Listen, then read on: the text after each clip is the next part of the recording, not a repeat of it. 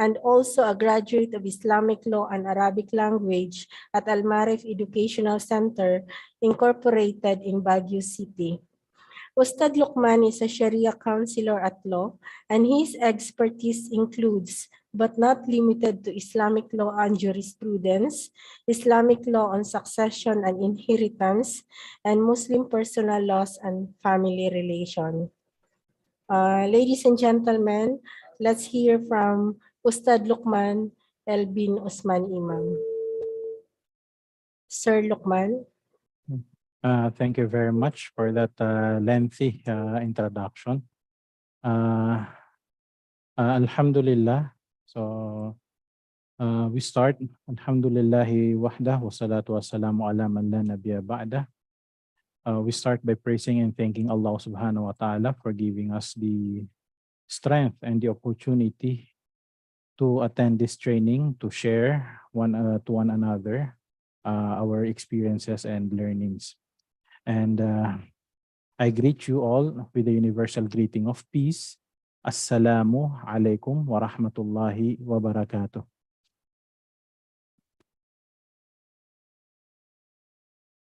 So, assalamu alaikum. Paano ba yung respond doon? Sabi ni Sir Alexan kanina. Waalaikumsalam. Thank you very much. So, meron pa rin naalala nyo pa rin yung kanina, no? Alhamdulillah. So, Alhamdulillah means all praise be to the Almighty, to God.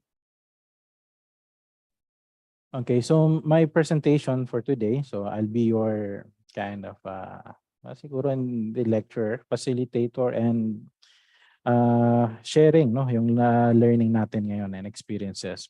So, ang topic i-share ko sa inyo ay ang Halal Compliance Audit, HD004. Our organization, as mentioned by our moderator earlier, offers 4 services in halal, no? Halal audit and certification, halal training and consultancy. Then third, supervision of halal obligatory or ritual cleansing. Then fourth is yung translation services. So in regards with the halal training and consultancy, we offer various courses, no? All standards, no? Pati yung halal logistics and also yung PNS, no? Mga Philippine National Standards natin on halal or related to halal, we also offer that courses, and also international standards on halal. So now we will proceed with HD004 or Halal Compliance Audit. So our objectives, hopefully, no, by the end of this presentation, first we will know the meaning of Halal Compliance Audit. So, second, we will be able to appreciate the necessity of Halal Compliance Audit. Then number 3, we will understand the halal audit life cycle. And lastly, we will know after this presentation the qualities required for an halal auditor. Okay. So the outline of my presentation are the following. So introduction. So we will have a introductory part, then in definition, then types of audit, then internal halal audit, halal compliance audit system, responsibilities, roles and responsibilities of halal auditor, then characteristics and qualities of halal auditor. And at the very end, I will also show you a sample of a halal audit checklist. Okay, so let me proceed with the introduction. So as you have learned earlier, no? Islam really forms a big, it's the lifestyle of Muslims.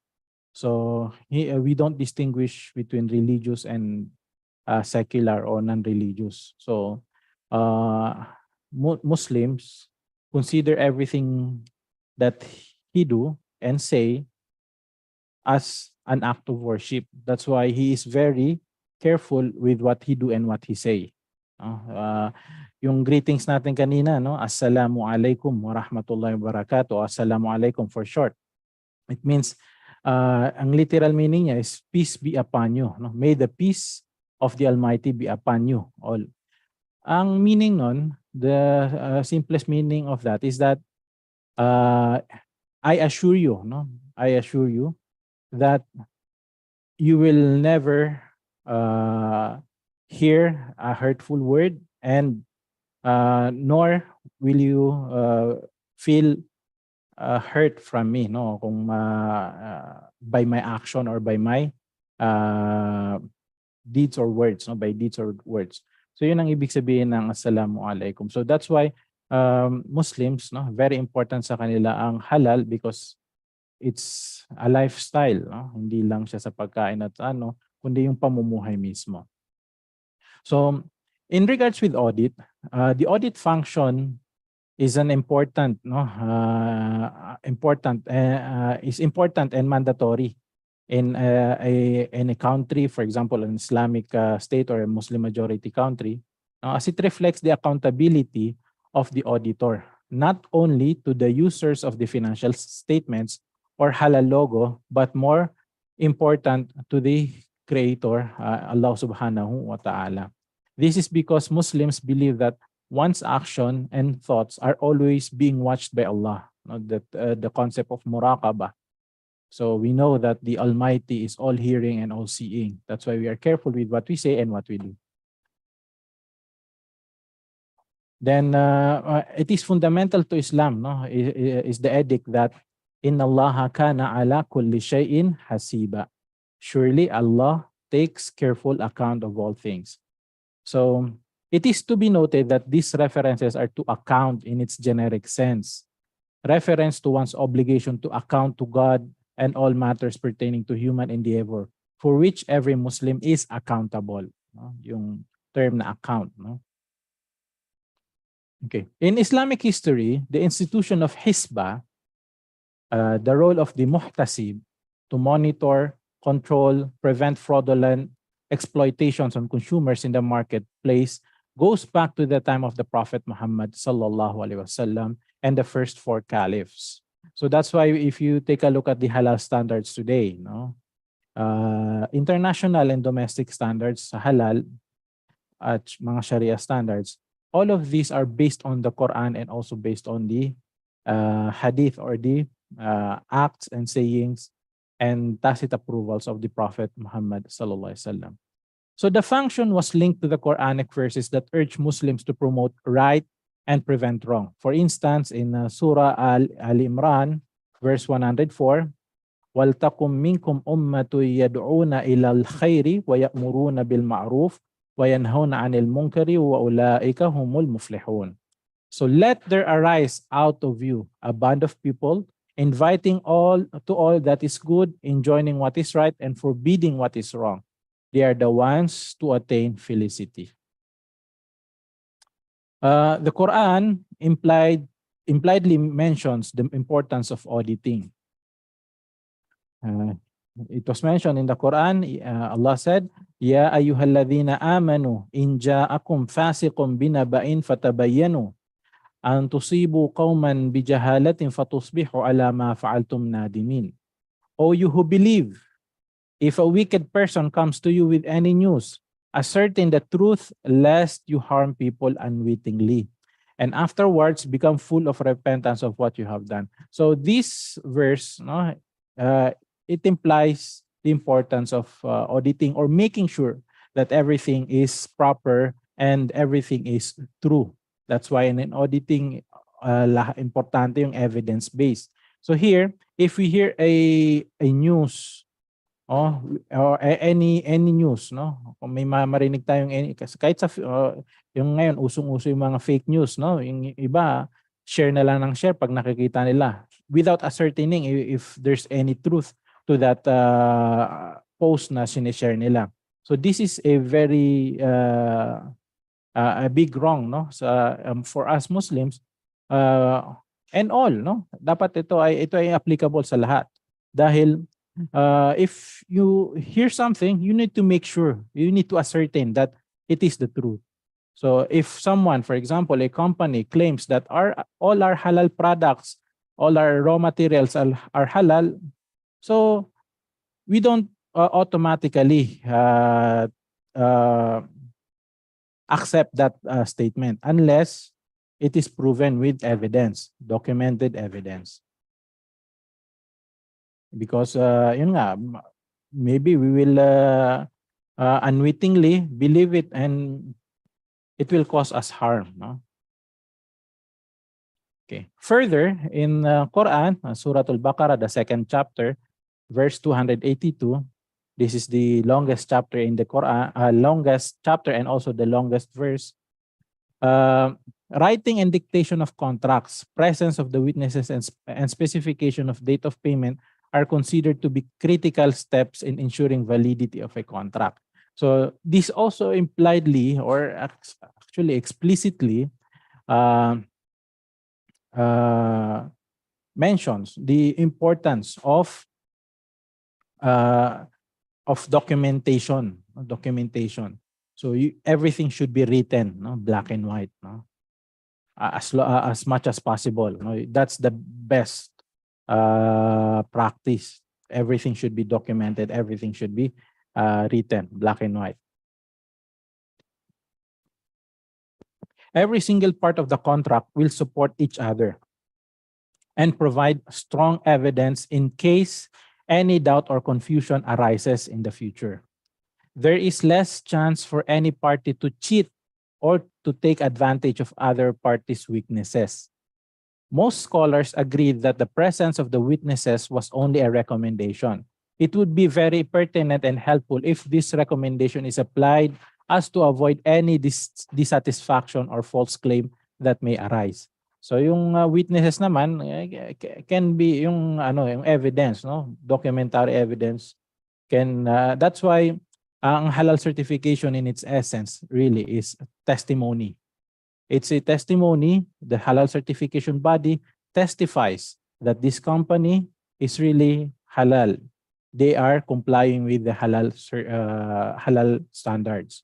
So testimony. That's why they audit everything, the documents. Then also they visit the premises and check if what is written in the document is really what is practiced in the premises, in the company premises.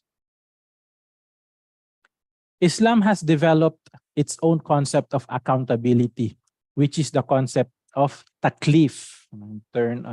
Accountability. Basically, taklif means accountability, where everyone is accountable for his responsibility, which entails reward or punishment, each of which would come in this world or in the hereafter or both. Yung punishment mo or reward mo, you may enjoy it, no? You may receive it here in this world or in the hereafter, or both.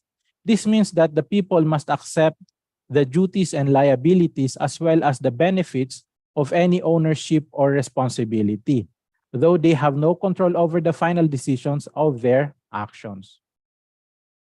This is the reason why the injunctions of Sharia is aimed to educate individuals, including Sharia auditors or halal auditors for that, and inspire them with faith and instill in them the qualities of being trustworthiness and righteous. It is through grooming the individual with the accountability that Islam aims at achieving its socio-economic goals. So, yan ang binibuild sa atin, no? Yung accountability. That's why yung mga halal certification body are very, really, I think, pwedeng, for the lack of better term, strict, no? Sa kanilang pag-audit, sa kanilang mga requirements. Because this is, they are accountable for what they are doing. To serve the growing global consumer demands for halal products and services, and to increase the confidence level of the users or the consumers, halal audit activities should go hand in hand with halal assurance and the promotion of halal products and services. And next na training natin, no, yung halal assurance system or halal assurance management system. doon natin mas lalo pang ma-appreciate yung the system itself, no? That assures that the products or services by a company is really halal. Halal is an assurance that the product or service is a quality product or service, safe, hygienic, and clean for consumption, or practiced by all and sundry. The audit component is of fundamental and essential importance to the integrity and acceptance of the property to which halal is attributed to that product or service. By halal audit is meant a systematic investigation of the intent, the implementation, and the effectiveness of the halal system throughout the supply chain in compliance with the Sharia. So yun ang yung halal actually is parang quality siya, attribute ng product na siya ay product or service na siya ay safe, hygienic, clean, ano, for consumption. So yan ang pinaka-essence ng halal. Okay, so we will now proceed with the definition, although may mga definition na tayo doon.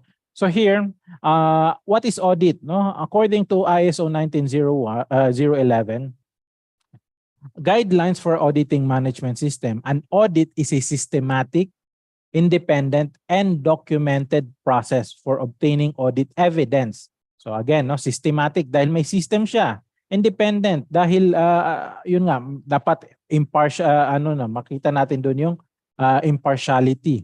And documented process, dapat lahat talaga documented, everything, no? From the audit plan, documented ang audit plan nyo, no? Yung yung audit report, etc. Everything is documented. Then what is yung important, no, ng function ng audit, to obtain audit evidence. No, yung evidence, dapat lahat may evidence, lahat ng sasabihin na statement dapat may kaakibat siya na evidence, may proof na ito nga ay tama, no? So records, statements of fact, or other information which are relevant and verifiable. So yung term natin na relevant and verifiable. And evaluating it objectively. So dapat objective yung auditors. To determine the extent to which the audit criteria, yung ano bang audit criteria natin, anong standard ba? Halal logistics ba? O yung food production, no? So depende sa kung anong audit criteria. So we are to objectively evaluate it objectively to determine the extent to which the audit criteria are fulfilled. Several audit methods may be employed to achieve the audit purpose. No? May mga discrete types of audit katulad ng product, which include services, process, and system. However, other methods such as desk or document review audit may be employed independently or in support of the three general types of audits. So what is an halal audit? So related lang, no? Halal audit is a systematic investigation by a qualified auditor of the intent, implementation, and effectiveness of halal system throughout the supply chain. So pasok dito yung products, services, and processes in compliance with the Sharia for the purpose of improving the products, services, and processes. So yung term natin na qualified auditor, that's why sa mga companies na halal certified, no, kung mayroon kayong halal assurance team, halal assurance management, no, system, yung team ng halal assurance nyo, dapat lahat sila trained. Okay, let me just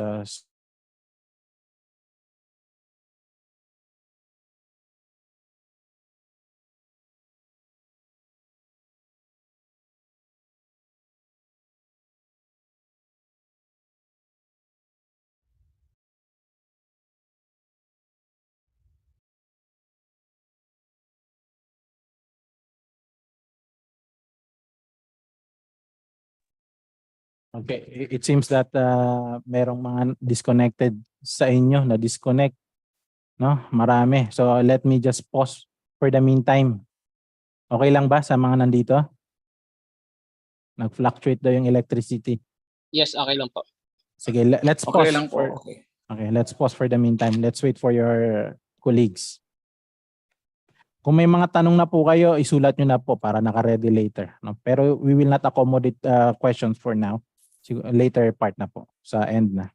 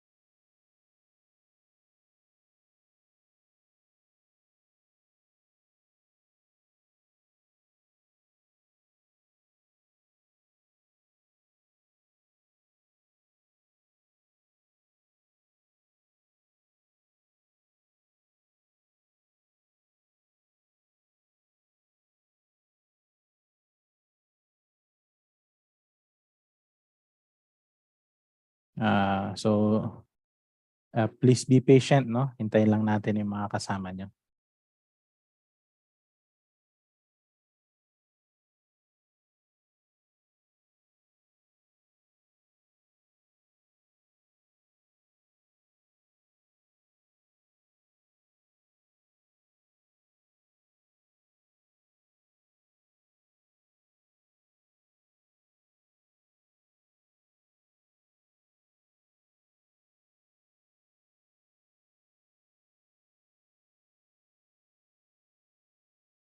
Please do not forget the attendance and also the feedback form, no, for the morning session ng HD001. Let me paste the link at the chat box.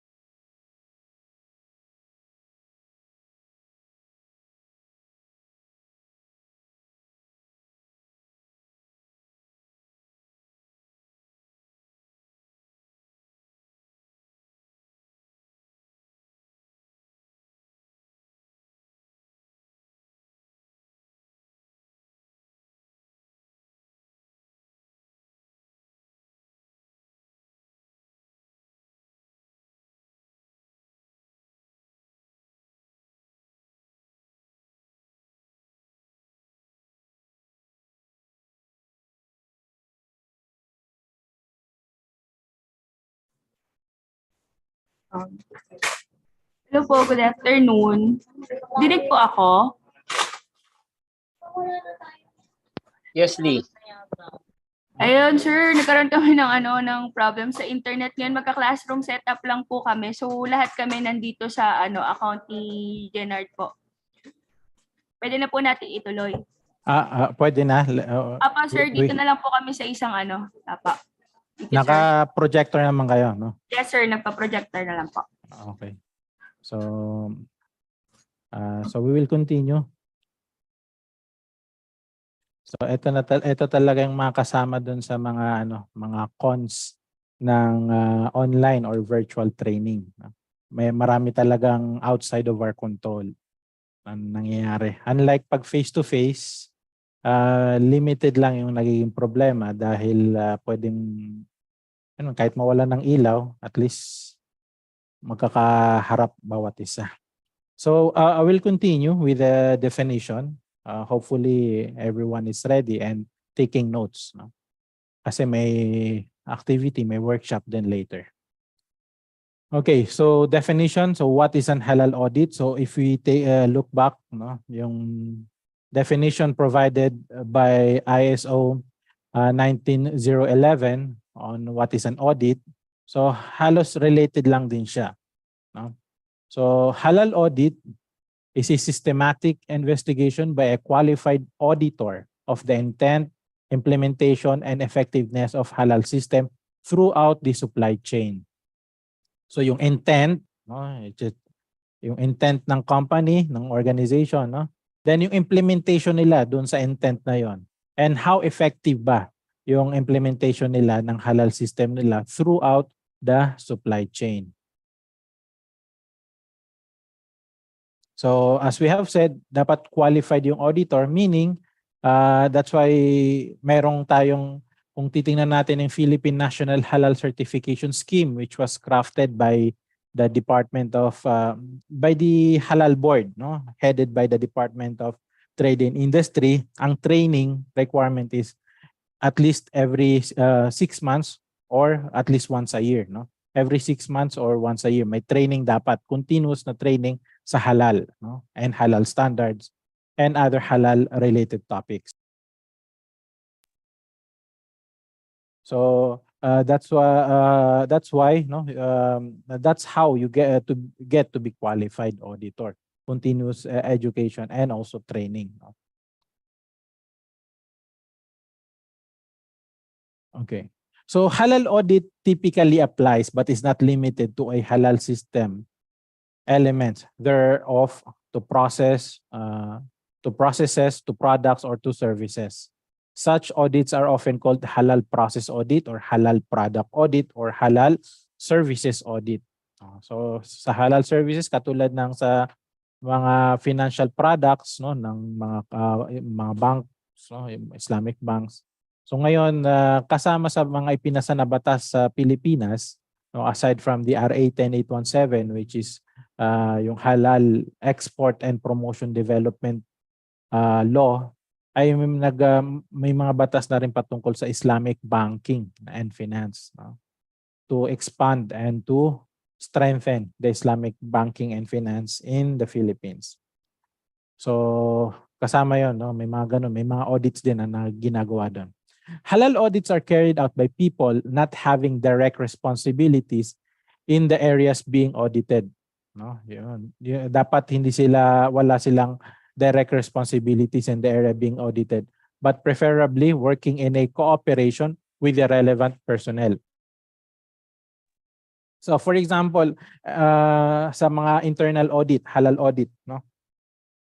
So kung ikaw ay taga production line o ikaw ay QA, so dapat ang i-audit mo doon sa hindi dapat ang ma-assign sa iyo na i-audit mo yung hindi sa may direct responsibility ka, no? Sa area na yon. Hindi, no? Doon ka dapat sa wala kang direct responsibility. Okay? Para at least mas no? Kasi pag outside talaga, pag third person or at least yung ang observation mo lalong magiging objective. One purpose of halal audit is to evaluate the need for improvement of corrective actions and also control measures. No? May kaibang control measures at saka corrective actions. An audit should not be confused with surveillance or inspection activities performed for the sole purpose of halal process control of halal products acceptance. Halal audit can be conducted for internal and external purposes. So usually, no, later makita natin yung iba't ibang uri rin ng audit, no.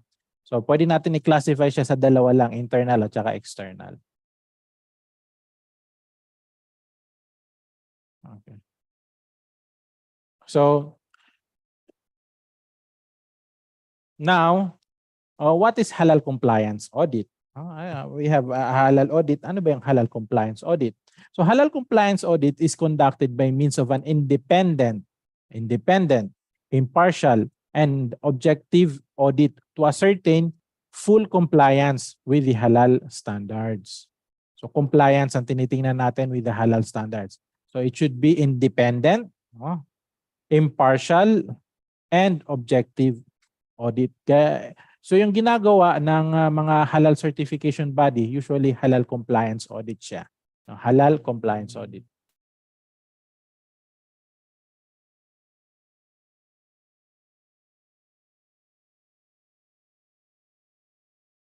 Don't forget pala yung attendance nyo for the afternoon.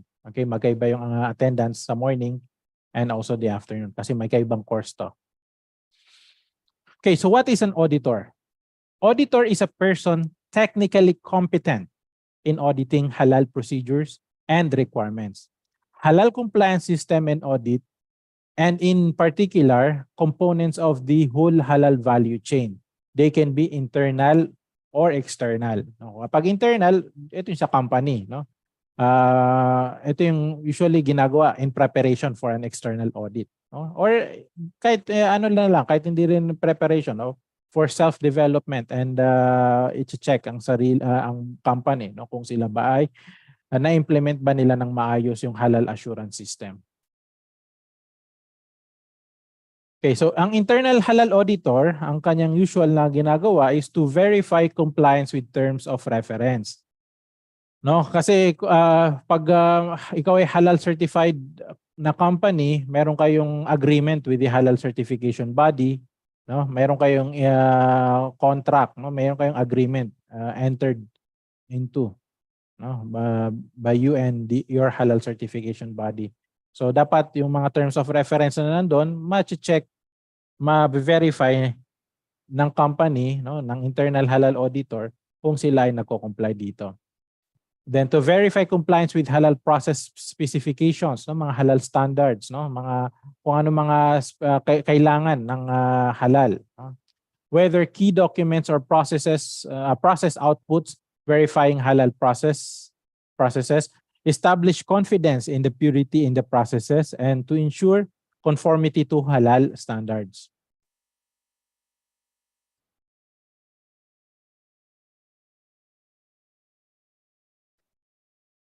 External halal auditor. Ito yung mga HCB, no, halal certification body.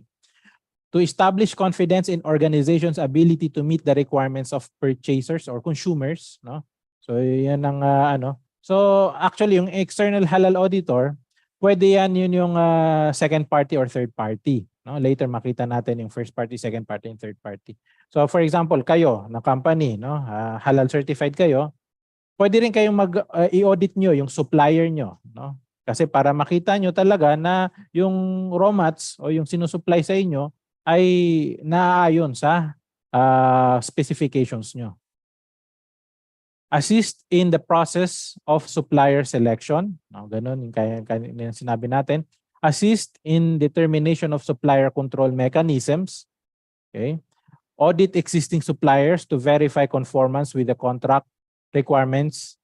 Then determine any problems arising or likely to arise in seeking to achieve targets.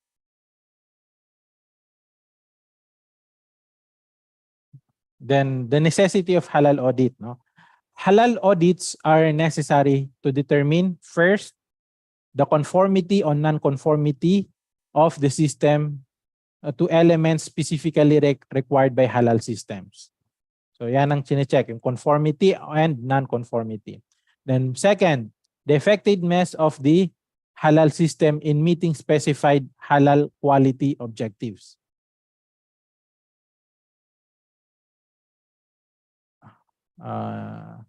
Hindi ma-open ang link, try reset nyo lang po. Try niya po kung hindi ma-open yung link.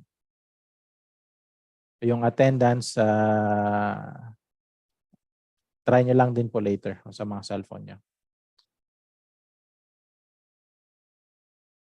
Okay, third, to determine the extent to which the system meets halal regulatory requirements, including the presence, operation, and effectiveness of halal compliance critical control points. Parang nakabase rin din siya sa HACCP, no? And convey the information to those responsible for correcting those conditions, which, if left uncorrected, would eventually lead to a breakdown in the system and unfulfilled organizational objectives. Okay. Okay, so 3 types of audit, no? Na-mention na natin to kanina, product audit, process audit, at saka yung system audit, no?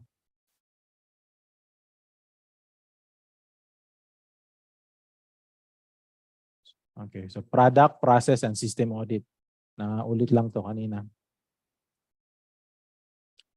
Okay. So other types of audit, no? Meron tayong first party audit, meron tayong second party audit, and third party audit. Yung internal audit dito, ito yung first party, no? Yung external audits ay pasok na dito yung second and third party audits.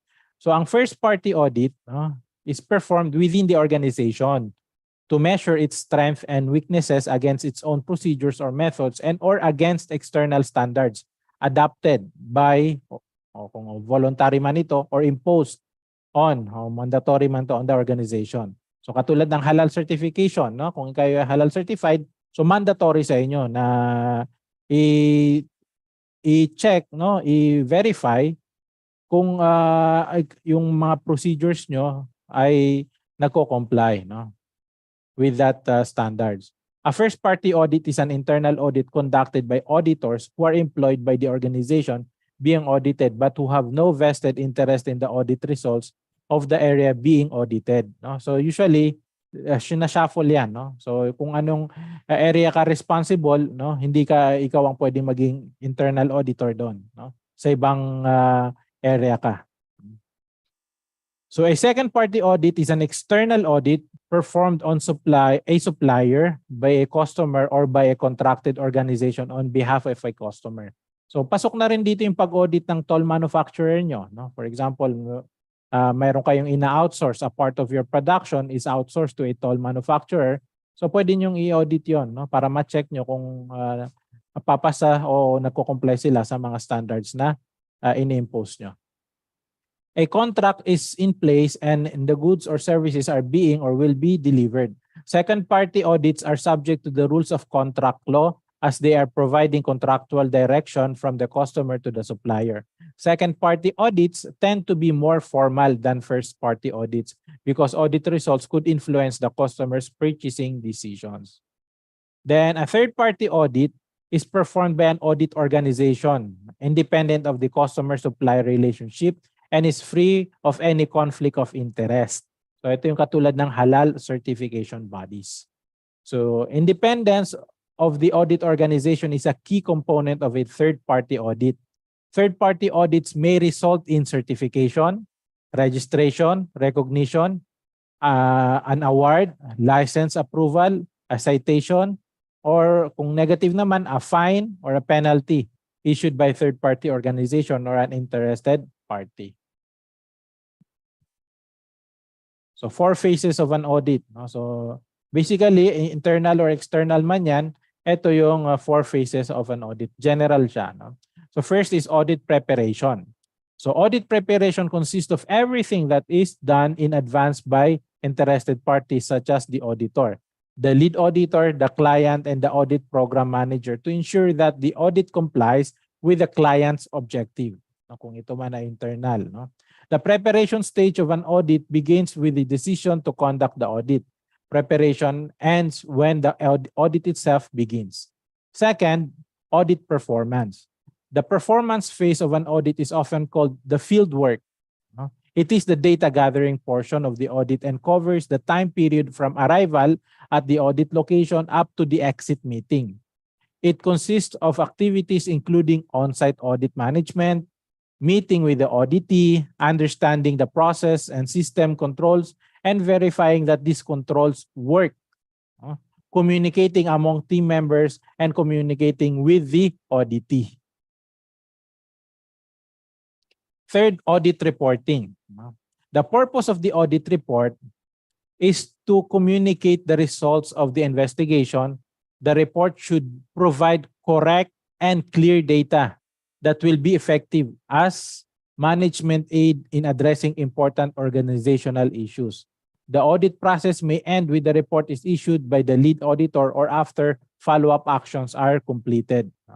So yung kung ano mga findings doon sa audit report na to, dapat mag-agree din yung auditee. Audit follow-up and closure. According to ISO 19011, clause 6.6, the audit is completed when all planned audit activities have been carried out or otherwise agreed with the audit client. Clause 6.7 continues by stating that verification of follow-up actions may be part of a subsequent audit.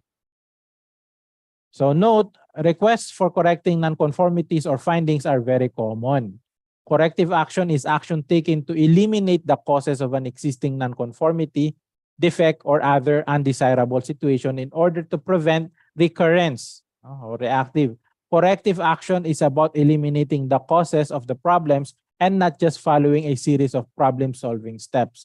Preventive action is action taken to eliminate the causes of a potential nonconformity, defect, or other undesirable situations in order to prevent occurrence. So mas proactive naman yung preventive actions. So importance of auditing. So auditing is a means of evaluating the effectiveness of companies' internal controls. Maintaining an effective system of internal controls is vital for achieving a company's business objectives. Obtaining reliable financial reporting on its operations, preventing fraud and misappropriation of its assets, and minimizing its cost of capital. So ito yung mga general, the general importance of audit. Any types of audit, not just halal certification or halal compliance audit. Both internal and independent auditors contribute to company's audit system in different but important ways. So business objectives. Having an effective audit system is important for a company because it enables it to pursue and attain its various corporate objectives. Business processes need various forms of internal control to facilitate supervision and monitoring, prevent and detect irregular transactions, measure ongoing performance, maintain adequate business records, and to promote operational productivity. Internal auditors review the design of the internal controls and informally propose improvements and document any material irregularities to enable further investigation by management if it is warranted under these circumstances.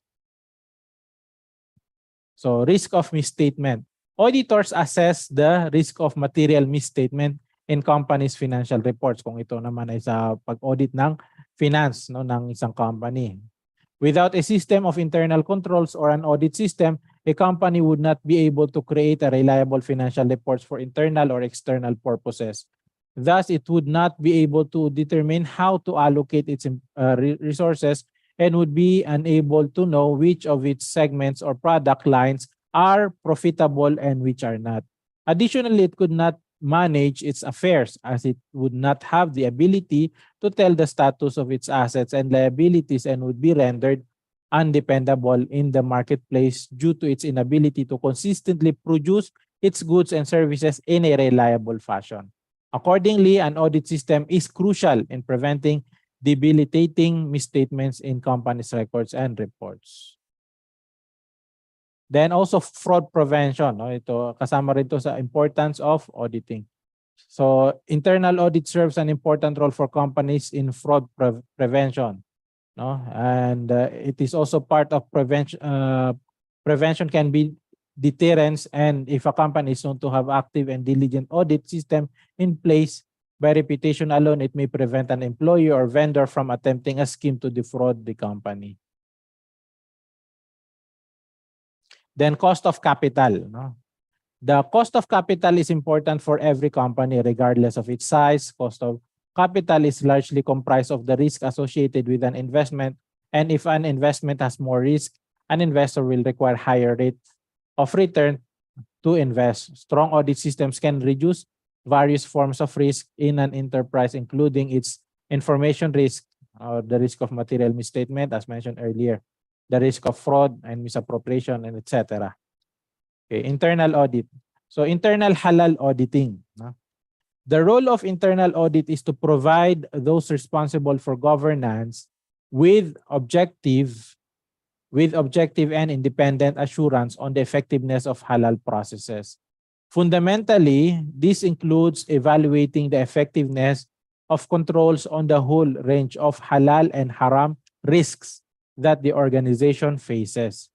This breadth of coverage enables halal internal audit to provide boards of directors and the audit committees with the information they need to satisfy themselves that all key halal risks are being effectively managed. Internal audit is one of the 4 cornerstones of good governance, so corporate governance. No? As halal risk management takes center stage, internal audit's unique perspective is becoming ever more valuable. In order to ensure that their halal risk management processes are properly integrated with no gaps in controls, internal audit is the only management function which can provide an overall view of an organization's total risk management effectiveness.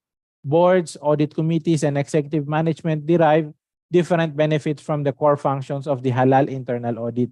They all want their organization to be more effective at delivering on its objectives for all its stakeholders.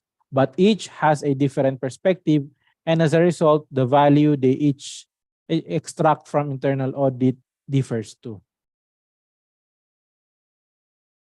So objectives of internal halal audit. So some of the objectives of the internal audit can be summarized as follows. First, to verify the correctness, accuracy, and authenticity of the halal policies, procedure, and implementation, and presented it to the management. Second, to confirm the non-conformances record has occurred in the organization in respect of its valid and legitimate activities. Third, to comment on the effectiveness of the halal internal control system and the internal halal check system in force to suggest ways and means to improve these systems. So itong mga systems na to, iba't ibang mga names, no? But usually what we call them is the halal assurance system or halal assurance management system. So wag kayo masyadong malilito sa mga terms, no? Ano lang yan, no? Different terms but isang meaning. To facilitate the early detection and prevention of haram risks, to identify the authorities responsible for non-conformance records and rectification. Next, to ensure that the standard halal practices which have to be followed by the organization are strictly followed.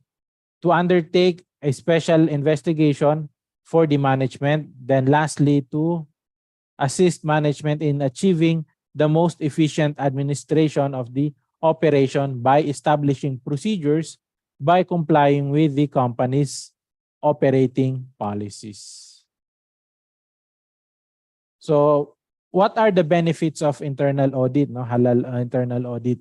So halal internal audit feeds the managers with a perennial source of information for exercising effective control by measuring performance, evaluating results, and recommending suggestions for remedial actions. The halal internal audit may be instrumental in forcing events to conform to plans. Second, the plan itself may be put to a critical study under an internal auditing program so as to find out its appropriateness and effectiveness in the organization. Particularly, halal policies and procedures are appraised to see their relevance and continuation towards the attainment of enterprise objectives. Briefly, the halal internal audit may be utilized as the keeper of managerial conscience and in the organization. The introduction of halal internal audit program tones up the moral and working efforts of all members of the organization. The risk of being exposed before the eyes of managers induces persons to keep within track and to avoid errors of omission or commission. So actually ito very practical na benefit niya, no? When you know that there's an internal audit or may mangyaring audit, nagiging mas strict yung mga employees, no, sa kanilang pag-implement or pag-comply or pag-implement ng anumang mga working instructions, no. So that's why maganda yung may mga ganung may mga internal audit na nangyayari. So patungkol sa halal, no, pag may internal audit, hindi lang ang asahan ng mga company, ng mga employees o yung company ay yung third party, yung halal certification body. Bagkus sila mismo, no, minsan yung mga employees ng company na critical ang kanyang function sa pag-produce ng halal products ay mas lalong nagiging nagsisikap na maisagawa niya, makomply niya yung mga halal policies and halal standards. Internal audit scrutinizes halal production data to screen facts from the heaps of figures and statistics. Thus, accounting for the management information can be made to prevail under a program for halal internal audit.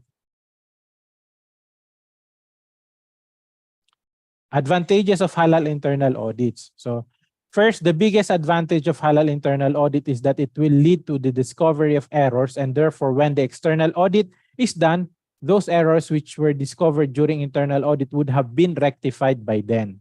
Second, since halal internal audit is done by the employees of the company, there is no additional cost involved, which again is a big advantage for a company which is doing an internal audit. Dahil syempre, mga employees niya mismo ang mag-audit, no? So walang additional cost. As halal internal audit is a constant procedure where records are checked regularly, it ensures that the accounting staff of a company keeps the records up to date, no? And all related personnel and employees, no? Nagiging, gaya ng sabi natin kanina, mas lalo silang nagiging masigasig, no, sa pag-comply ng mga requirements and policies and standards. Disadvantages naman ng internal audits. Halal internal audits report is not accepted by either the shareholders, tax authorities. It is the external auditor report which is required to be submitted to these parties. So since halal internal audit, ganun din sa no, yung mga halal internal audits, hindi to tatanggapin ng halal certification body, hindi to tatanggapin ng inyong kunyari kayo ay nagsusupply, no, kayo supplier. So yung yung customer nyo na sinusupplyan nyo ay hindi nila ito tatanggapin, no? Ang tatanggapin lang nila talaga yung halal certification na audit kayo ng third party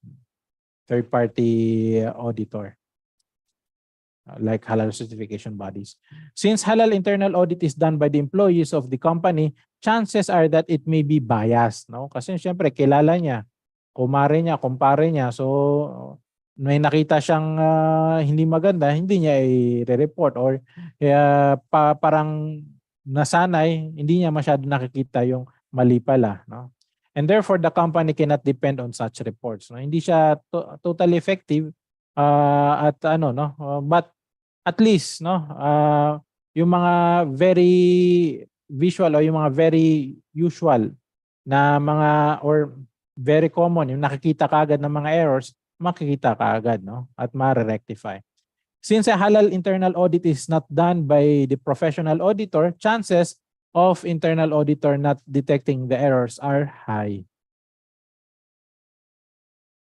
So scope of work, the areas that are being audited including general and specific requirements are, first, documentation and company profile, halal assurance system. So sa iba, halal assurance management system. So walang problema no, kung magkakaiba ang terms. So i-follow kung anong term na ginagamit ng inyong halal certification body. Raw materials, ingredients, and processing aids, packaging and labeling equipment, storage, production, transportation, employee, so to check then, sanitation system and premises cleanliness, waste management, and premises physical condition. So ito, common to sa internal and external halal audit. Pati ang inyong halal certification body, usually ito yung mga areas na ino-audit. No? Tinitingnan. Sa employee, for example, may necessary training ba? So ang training, kasi ang halal assurance, no, ang halal assurance system, dapat socialized yan. Kaya mayroon kayong company halal policy.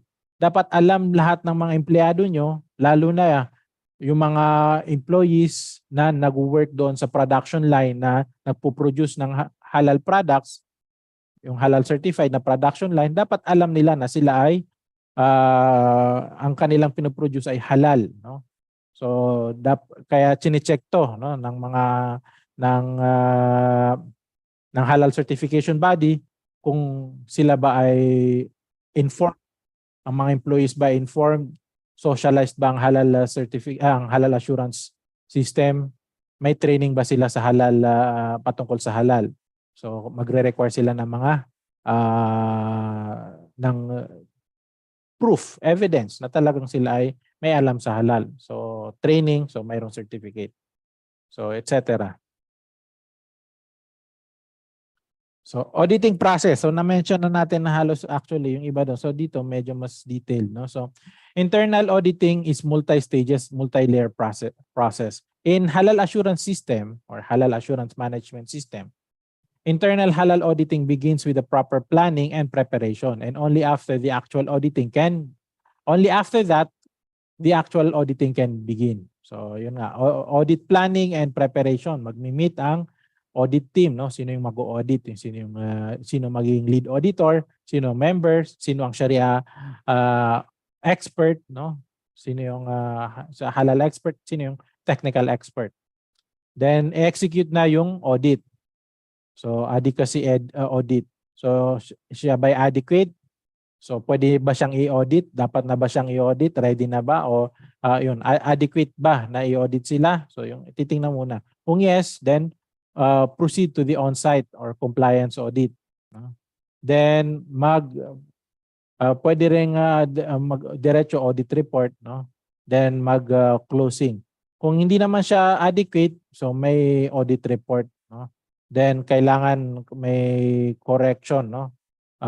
Corrective action request. Then close the audit, then follow up. Okay. So yung green, walang non-conformance na findings, no? So or yung mga corrective actions request have been resolved. Then kung yung mga red naman, ito yung may mga non-conformances, no? Non-conformities, then hindi pa na-apply yung corrective actions.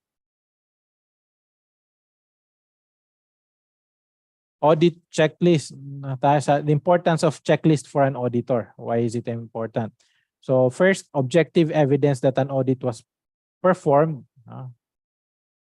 So audit checklist will provide and help auditor to objective evidence that an audit was performed. The essence for the closing meeting and audit report act as references, maintain the pace of the audit, set in motion requirements to be met, identification of clauses, kasi yung audit criteria, no? Yung audit criteria, yung nakadepende ang audit checklist sa audit criteria nyo. So, identification of clauses in benchmark standards to be investigated, pre-prepared opening and closing meetings agenda. No? Dapat may naka-prepare na agenda yan. So, critical areas need to be covered in an internal halal auditing. So, yung halal executive, no? Internal halal committee, halal assurance system, ingredients and products specification, kung kayo nag-i-import, yung import permit, kung meron kayong Muslim worker or halal checker, no? Slaughter certificate kung animal-based yung ingredients nyo. No? So critical areas in auditing, yan yung mga chine-check. No? Auditors' roles and responsibilities in halal audit system. So ano bang halal audit system? Na-mention na natin to kanina, so we will just repeat. No? A halal audit system is defined as a systematic investigation of the intent, implementation, and effectiveness of halal assurance system throughout the supply chain. So yung intent, yung implementation, and effectiveness of the implementation. So ang objectives ng halal audit system, yung system, the audit system will certify the intent of the halal assurance system that has been established, the extent of the intent that has been implemented, the effectiveness of the practice in achieving what the procedure was designed for. Number 2, the halal certification body shall determine the conformity and non-conformity of halal assurance system elements with specified requirements. Number 3, the halal certification body shall determine the effectiveness of the implemented halal assurance system in meeting specified halal or quality objectives.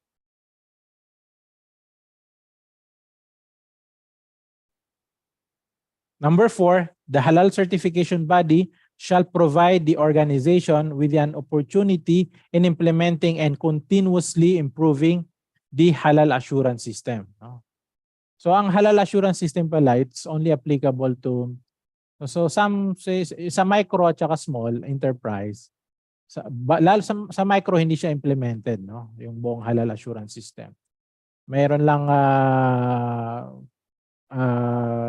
implement na to make sure na may yung production ay halal. Pag ikaw ay micro, usually ang nire-require lang sa'yo is mayroong halal assurance officer, no? I-designate ang HCB, no?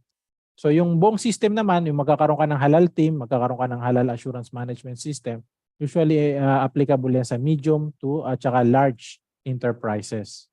No, minsan sinasama na rin nila yung small, no? But usually talagang required siya sa medium at saka large enterprises. Anyway, itong sa halal assurance system, may in-depth discussion sa next na training.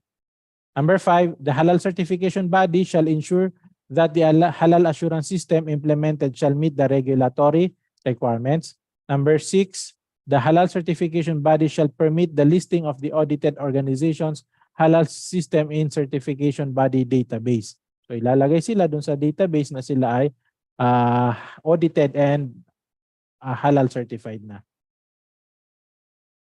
Halal management principles. The halal management principles shall be adhered to by halal auditors. These principles includes, first, customer-focused organization. Second, leadership. Involvement of people. So gaya na sabi natin, socialize, no? Lahat ng kailangan alam nila, no? Or aware sila.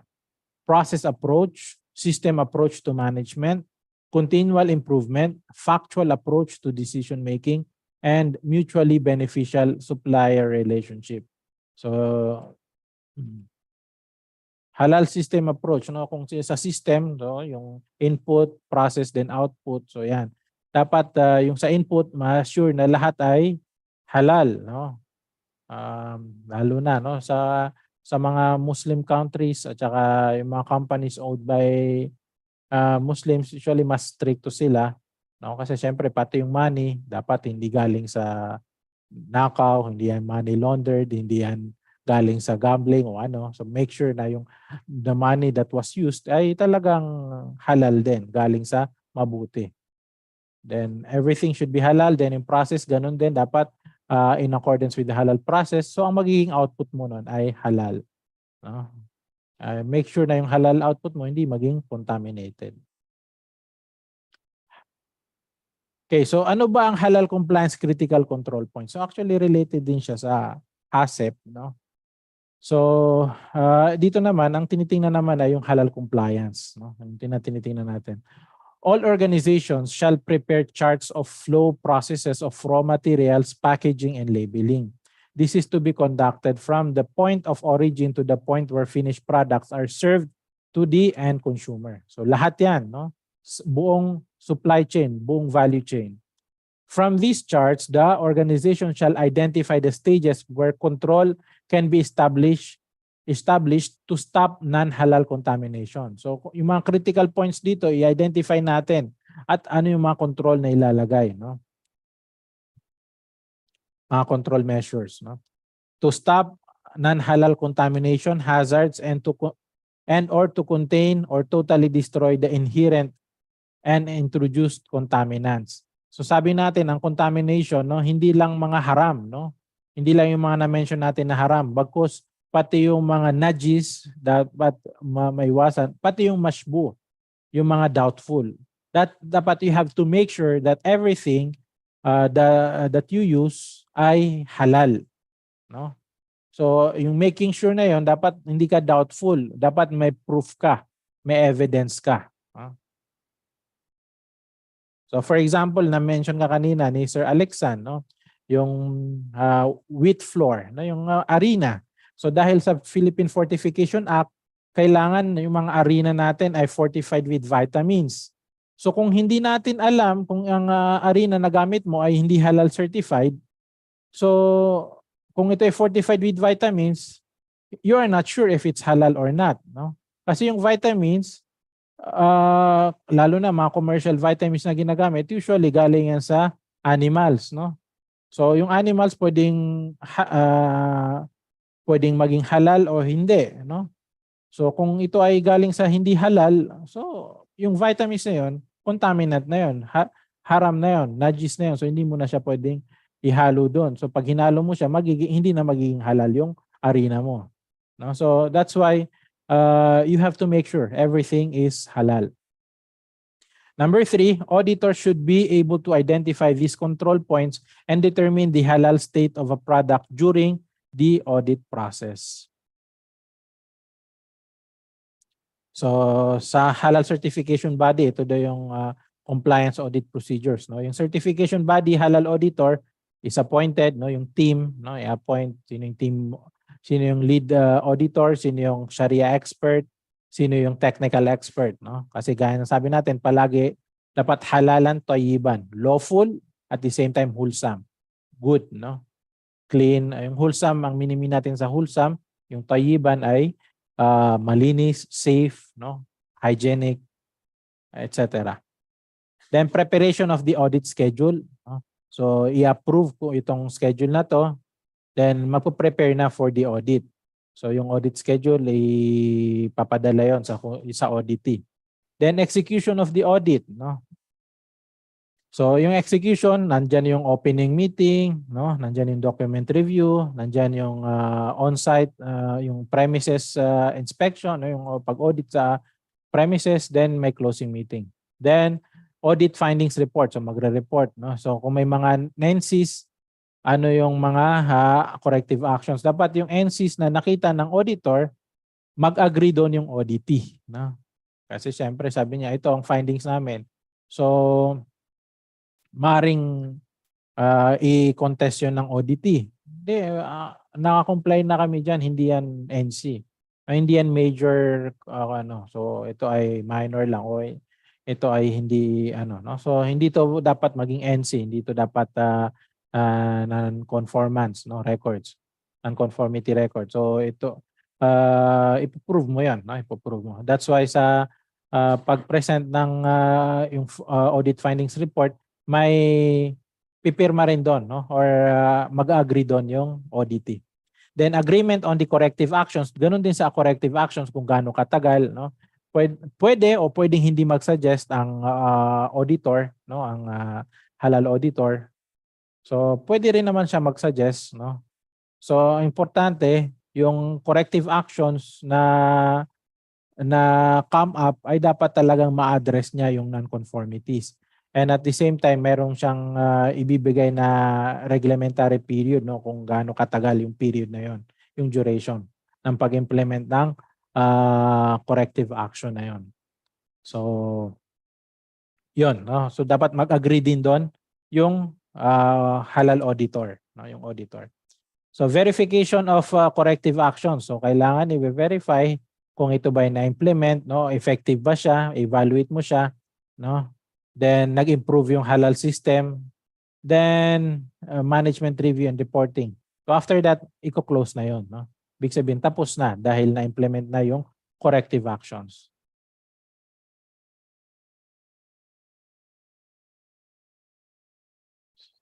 Okay, ito pala yung ano niya, mas detail niya. So na-discuss na natin to, no? Appointment of the halal certification body, audit personnel, no?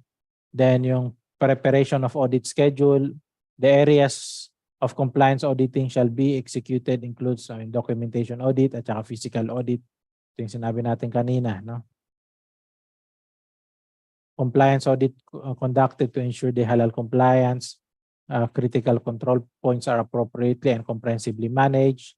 So upon completion, the compliance audit, the halal certification body auditor shall prepare all NCR and audit reports. So a meeting with the management of the organization is set to discuss any necessary corrective actions. The organization shall then plan a very comprehensive action for all NCR. So yun yung lahat, no? Check yan. So rectification at all stages of food production, the workplace, environment, the personnel, no, kung kulang sa training, halal training, and the premises where production is conducted, records of all rectification processes shall be kept for any follow-up compliance audit. Microbiological examination may be necessary, no, for both input samples and finished products. So minsan, nagre-require ng laboratory, no? Porcine testing, no? Kung may alcoholic content or kung may yung protein content, no? Blood, kung check yan. So yan yung usual na tatlong tinitest, no? Aside from other food safety na kailangan i-test, no?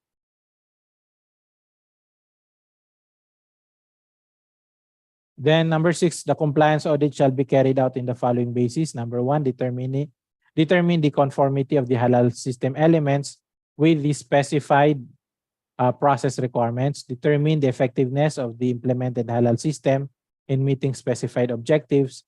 Number 3, propose improvements to the processes in the halal system which can reduce wastage or increase productivity of the resources utilized. Then number 4, verify that any non-conformity identified in previous audit has been rectified and improvement proposals agreed have been implemented. Minsan kasi pag iniwan na yung NC dahil sabi nila minor lang yan o ano, minsan hindi na nire-rectify, no? Tas in-audit mo na naman sila after 1 year, ganun pa rin yung findings mo. No? So which is malaking no-no, no? Yung ganun. Dapat pag nasama na siya sa mga NCs, non-conformities na findings, dapat next na audit, hindi na siya, wala na doon.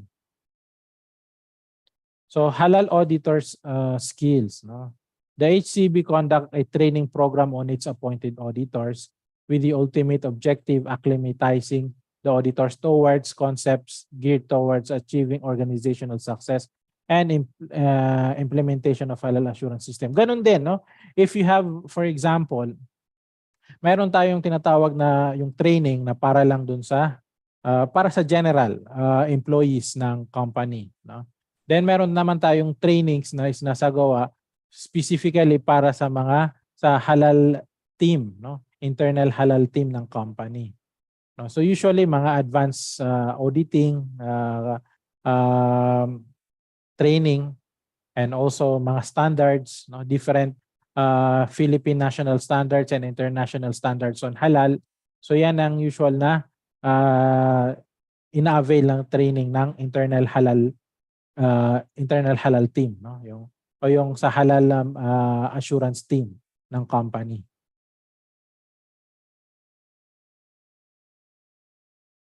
So the company or the HCB, no, yung company sa kanilang mga internal halal team o yung halal assurance team nila shall train its appointed auditors in the following key areas: Sharia knowledge, no, knowledge in analyzing information involving Sharia and ensuring the proper implementation of a halal system.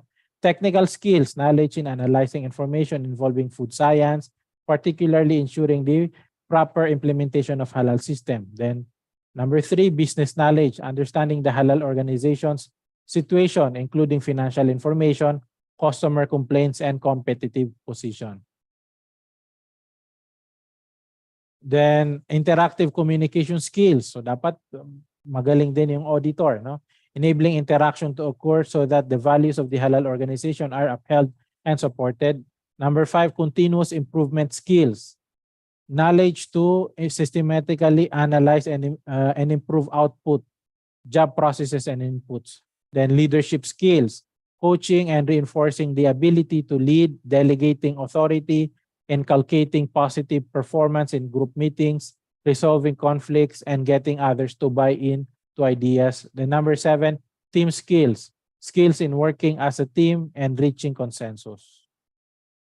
So ano bang role ng halal auditors? No? Ito ay para sa internal or external as long as you're halal auditor. To ensure that the systems are in compliance with the halal guidelines and standards, so halal standards, propose methods to overcome non-compliance results and the processes to rectify them, suggest methods to improve existing activities. Then number 4, encourage management and staff to be involved in providing input.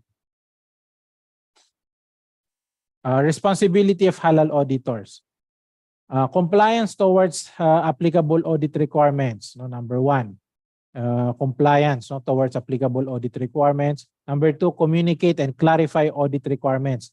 Objectivity is to be exercised at all times. Dapat objective ka palagi. Number 3, plan and carry out assigned responsibilities effectively and efficiently. Number 4, retain and safeguard documents pertaining to the audit. Treat confidential and privileged information with discretion. Kailangan yung mga dapat yung mga confidential should stay confidential. Always proceed in an ethical manner. Communicate with other auditors to ensure that halal process is upheld at all times and not compromised. So halal audit process, no, katulad ng kanina sa carrying out the audit, reporting the findings. Kanina, yan yung kanina natin. So elements of halal practice. Number 1, establish an infrastructure within the organization, within the company that will ensure, ang minimin natin na organization yung company na hinahalal certify, no? That will ensure the successful implementation of halal practices within the organization. Standards are developed at each stage of the processes. Halal compliance critical control points are identified. Ability to detect any loss of control in time for corrective action to be taken. Ability to produce records of performance that is accurate enough for future use and verification. The halal certification body shall obtain halal authenticated information regarding the monitoring of purchased inputs, mga raw materials of the organization, of the company from the management. The halal certification body shall obtain the services of external calibration bodies and laboratories with recognized methods and procedures to conduct the conduct aspects of critical monitoring requirements of the organization. Sa food safety aspect, no, yung mga water calibration, etc., yung mga technical aspect, no. This will be conducted at scheduled frequencies or at random basis over the inputs and finished products. So may yung laboratory testing, no, pag ginawa ito, usually actually charge sa company. But sa yung mga random or minsan ginagawa lang ng HCB randomly, minsan sila na, no? So document structure of halal standards.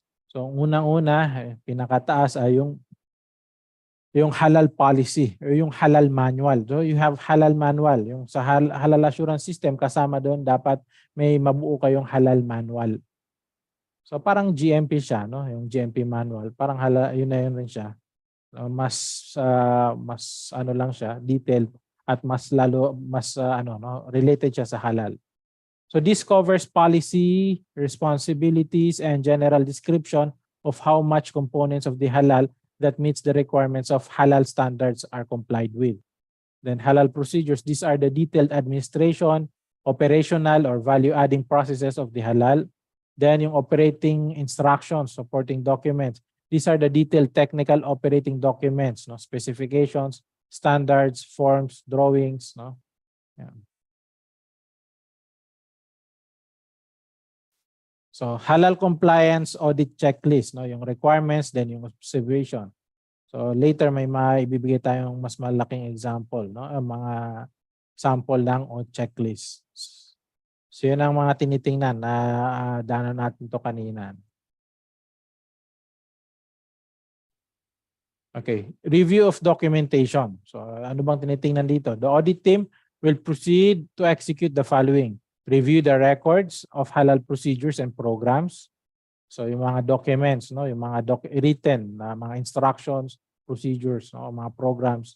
Verify that halal objectives have been met through a review of records pertaining to the following areas. Historical analysis, no. Kung may mga laboratory analysis and etc., then ganun din titingnan din to. Product faults, consumer feedback, HCCP, halal compliance, critical control points, compliance, material changes, kung may nagbago ba, system or product process changes, kung may nagbago sa process, no, or sa system, equipment modification or additions, then packaging or labeling changes. The number 3, management reviews must be conducted according to the predetermined schedule. The number 4, continuous training must be conducted according to the predetermined schedule. So gaya na sabi natin, every 6 months or at least once a year. Dapat may training, may refresher course, or additional other courses. No? Okay, so sa opening meeting, no? Opening meeting is an essential part of any audit surveillance program. It is done to explain to the auditee exactly what the purpose of the audit is and how it is going to be carried out during an opening meeting. So the chairperson or the lead auditor must introduce the audit team to the auditee, circulate attendance roster, so may attendance, dapat malaman kung sinong in attendance, confirm audit schedule, confirming the audit processes and reference standards, yung scope of audit o yung audit criteria, then confirm the format of reporting. On-site assessment, no, ito na yung ano. The lead auditor will determine if the provided documentation is used in practice. So nagkaroon ng audit review, may document review, then may actually yung audit, yung document review can happen before the on-site audit, no? But sometimes ang usual talaga nangyari, aside dun sa document evaluation or yung document review na ginagawa rin yun sa on-site, no? So after opening meeting, nagkakaroon ng document review, then magkakaroon ng on-site assessment, then magkakaroon ng closing meeting. So sa on-site assessment,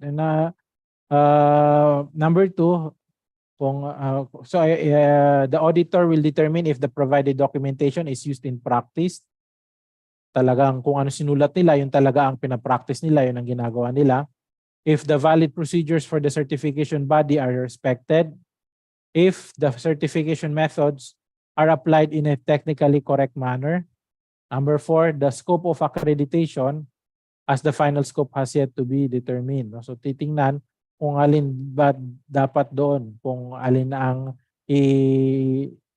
i-certify. No? Sila ba ay sa logistics lang? No? Kung kasi katulad ng mga cold storages, no? Nag-a-apply rin sila actually ng halal certification. So titingnan ano ba yung scope ng certification nila. So audit findings report, no, sa kasama to sa exit meeting, no, may ipapresent doon yung audit findings. So number 1, upon completion of the documentation and physical audit, all non-compliant results are identified for explanation to the organization, to the company, to the auditee for possible rectifications, and possible rectifications are proposed. Number 2, the audit report is to be prepared by the auditor and discussed with the company, with the auditee.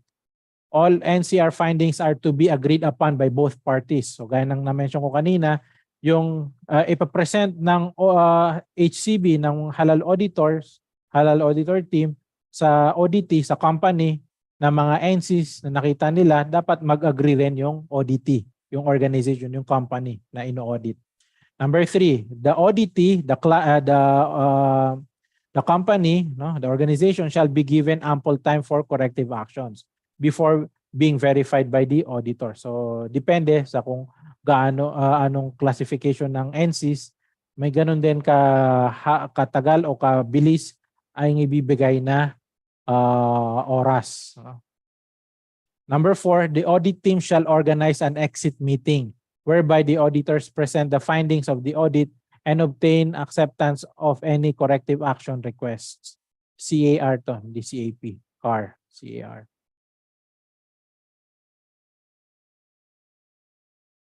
So review audit findings. Towards the end of the auditing process, all of the auditors must cross-check their findings and discuss the implication and ramification of their report.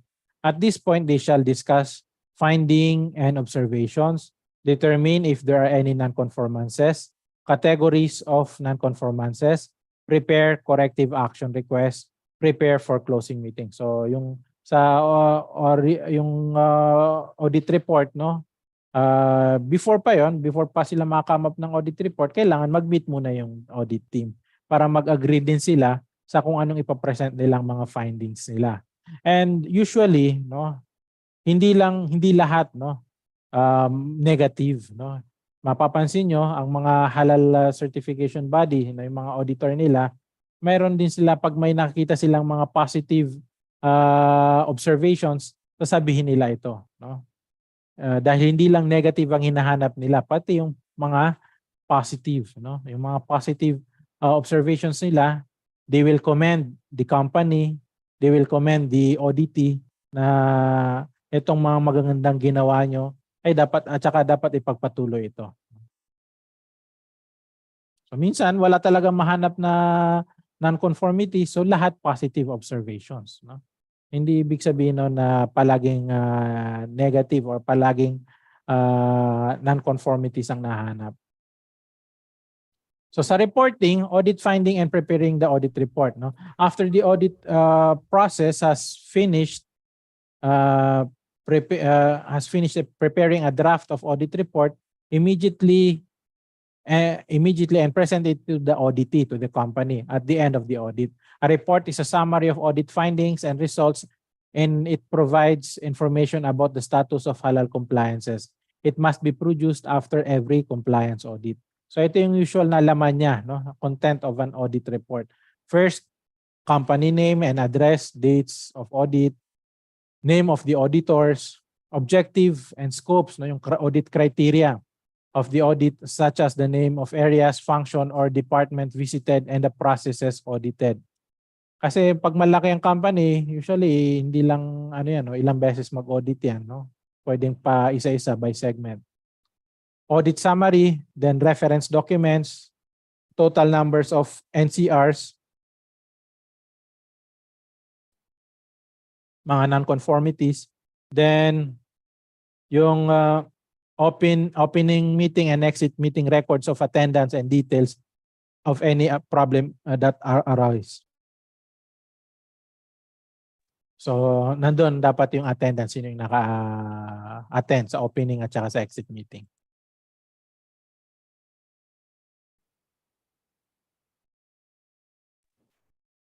In the report also, this below item must be clearly reported. Mag-echo ako. So, position statement, no? The results of audit which covers position statement, overall evaluation of the effectiveness of the organization halal compliances, summary of NCR, the NCR clauses, no? Ano yung clauses sa standard, no? Kasi may yung sa audit criteria, alam anong standard ang ginagamit. Saan nyo ba ano ba yung i-check nyo doon, no? So anong basehan nyo? Anong criteria nyo? So yung anong standard? PNS 2067 ba yan?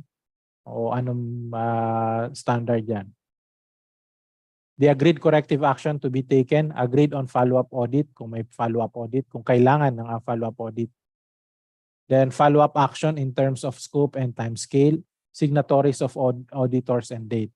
So copies of audit report should be made as be provided to the auditee representative. If the audit found no such NCR, the auditor and auditee will sign off the compliance audit report during the closing meeting.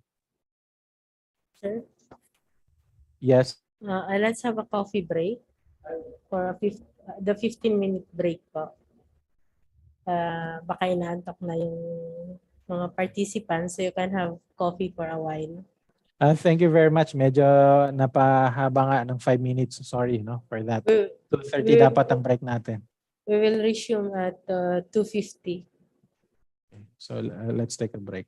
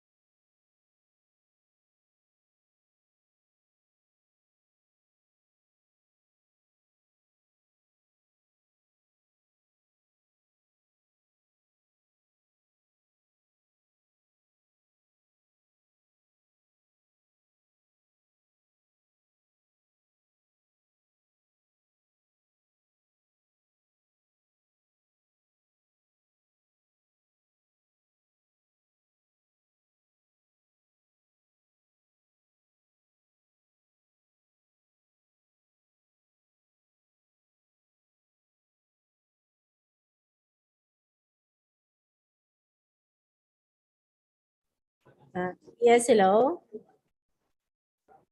Are we still there? Everyone, hello po. Hello po. Hello Okay. po. Yes, ma'am. We're back Okay. po.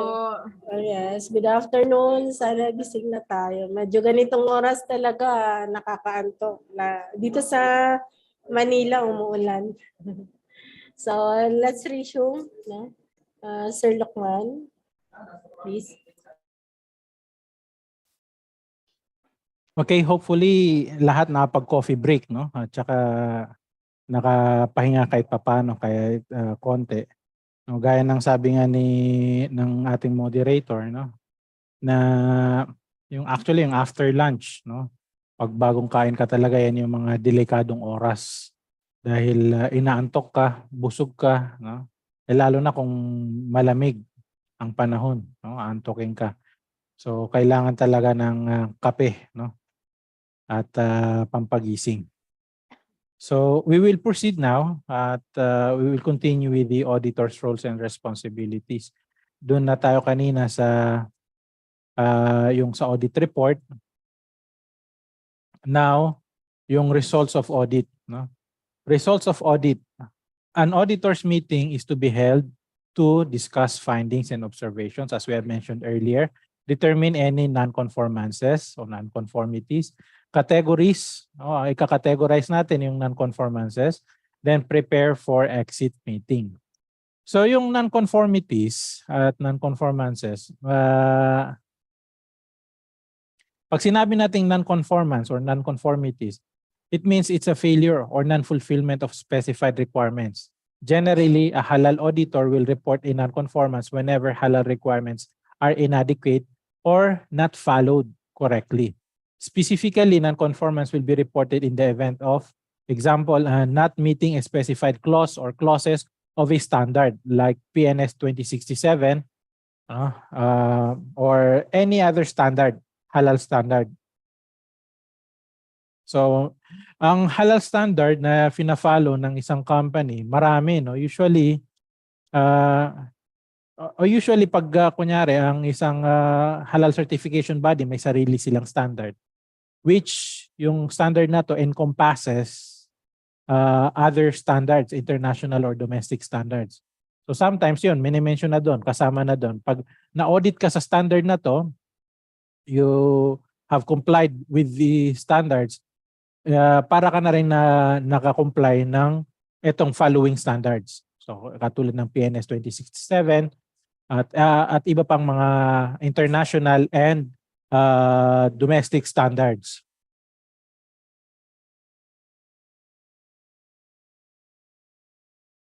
Then second, not meeting part of a procedure. No? So maaari na isang standard operating procedure, sanitation standard operating procedure, or good hygienic practices, or any other na procedure, hindi nyo na-follow. No? Hindi lang, gaya na sabi natin, hindi lang ang tinitingnan sa halal ay yung halal standards, bagkus pati yung mga food safety standards, no? GMP, HACCP, etc.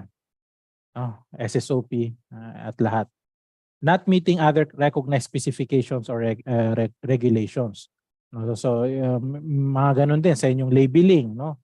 Sa inyong iba pang regulations, kunyari sa FDA, wala kayong LTO, no? Yung product nyo, ganun. So yan ay non-conformities din yun, non-conformance din yun. Lahat yan chine-check ng halal certification body ng auditor, ng mga halal auditors, internal man o external.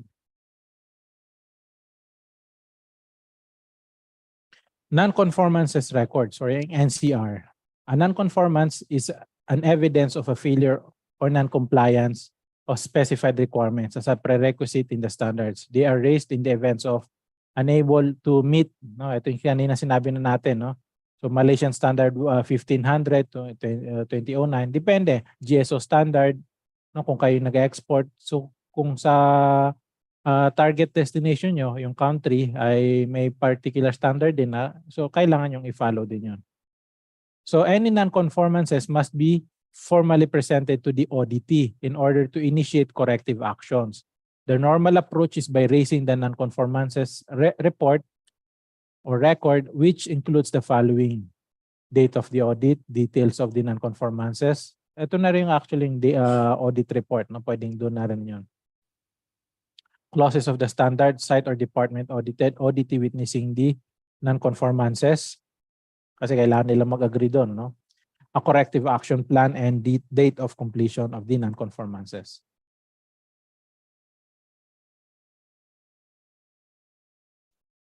Yung categories ng non-conformities or non-conformances. So depende yan sa standard na fina-follow, no, or ng inyong halal certification body. Sometimes mayroon 3 levels or 3 categories. Yung iba naman 2 lang, no? Minor and major lang. So yung karamihan 3, no? Minor, major and serious.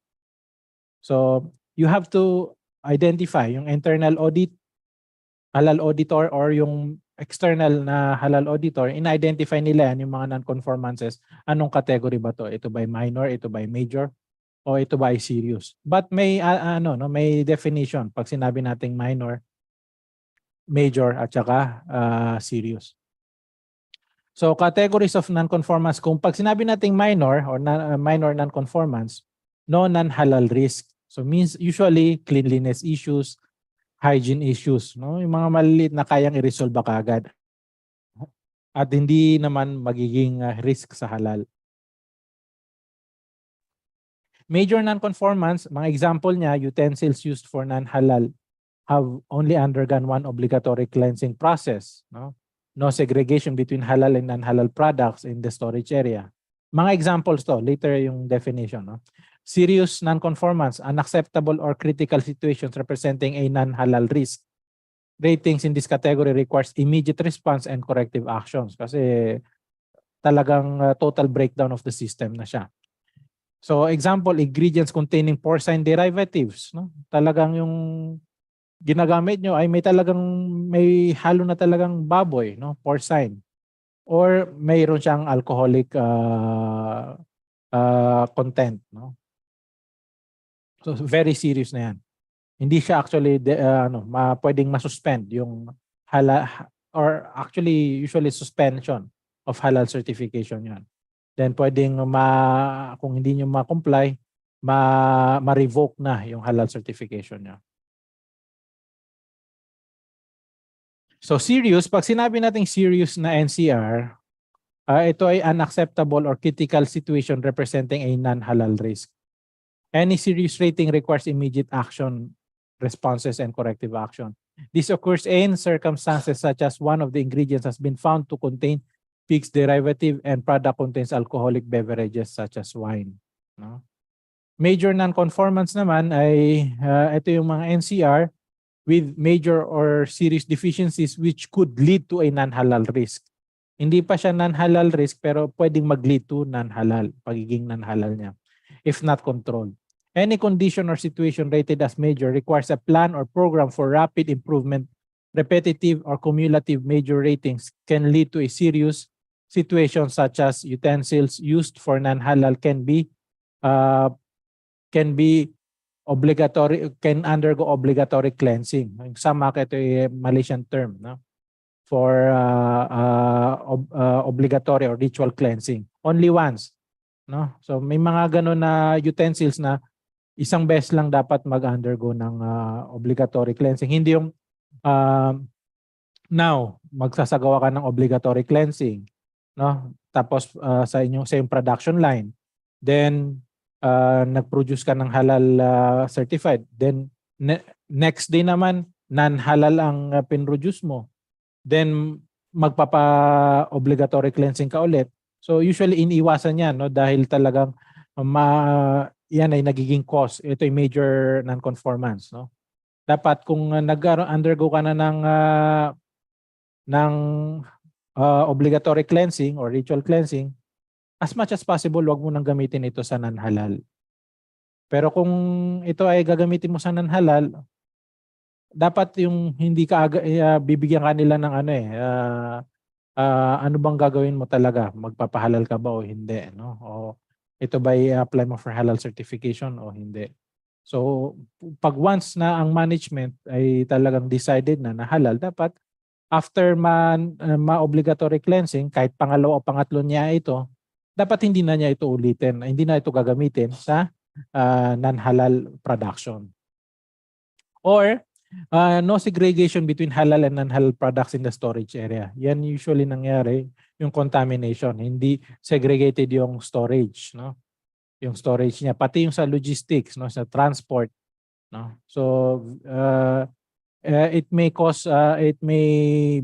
be seen as a major NCR, no? Lalo na kung may talagang may risk of contamination. Kunyari primary lang packaging lang meron, no, or walang packaging, no. Tapos sila walang segregation between halal and non-halal. So there's really a very big risk for contamination there. Kahit nga yung may secondary, tertiary packaging, kailangan talaga hiwalay yung halal at saka non-halal products. Minor NCR is considered as excellent, good, or only minor deficiencies. No non-halal risk. Cleanliness and hygienic aspect are usually given the minor NCR. Kung may mga hindi masyadong makakaapekto sa halal, no, hindi to risk sa halal, katulad ng mga yung mga kalinisan, for example ng CR o ng canteen o ano pa man, no. So as long as it doesn't affect the halal quality of the products, ito ay kino-consider na minor findings. Okay, exit or closing meeting. An exit meeting will be a meeting where the audit findings will be presented to the management of the organization, to the auditee, to ensure the comprehension of the audit results. Para masigurado na naintindihan nila, alam nila, at ina-accept nila, nag-agree sila doon sa audit results. The principal objectives of this meeting are to first present a summary of the auditor's view of the organization's halal compliances. Number 2, present the results of the audit with relevant strong points. Number 3, present non-conformances and suggest corrective action for non-conformities. Number 4, obtain approval of the organization via signatory declaration. Ito yung agreement nila, no? Nag-agree sila doon sa mga non-conformities at doon sa gagawing mga corrective actions. So ito yung pag-conduct ng closing meeting, no? The lead auditor should circulate attendance list, so magkakaroon ng attendance. Iba pa yung attendance doon sa opening meeting, no?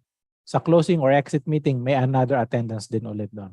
Reconfirm the scope of audit, yung audit criteria. I-restate mo, i-reconfirm mo siya. Sasabihin mo ulit, no, sa auditee. Make clear that the purposes of the audit was to check for compliances. Then clarify that the findings is based on objective evidence presented. So talagang i-clarify mo na lahat to ay base sa evidence, proof na nahagilap, no, nahanap, no. State general impression, position statement. So yung general statement, yung position statement, no, ito ay did a good job, no, or pwede sa halal, no. Kahit may mga minor findings, no, pero in general may general impression na ito ay pwede, yung statement na ito ay pwede sa maging halal, no, for endorsements for halal certification. Should comment on any good aspect of the operation. Yun nga sabi natin, hindi lang mga negative. Dapat may mga positive observations din na i-mention, no? Dapat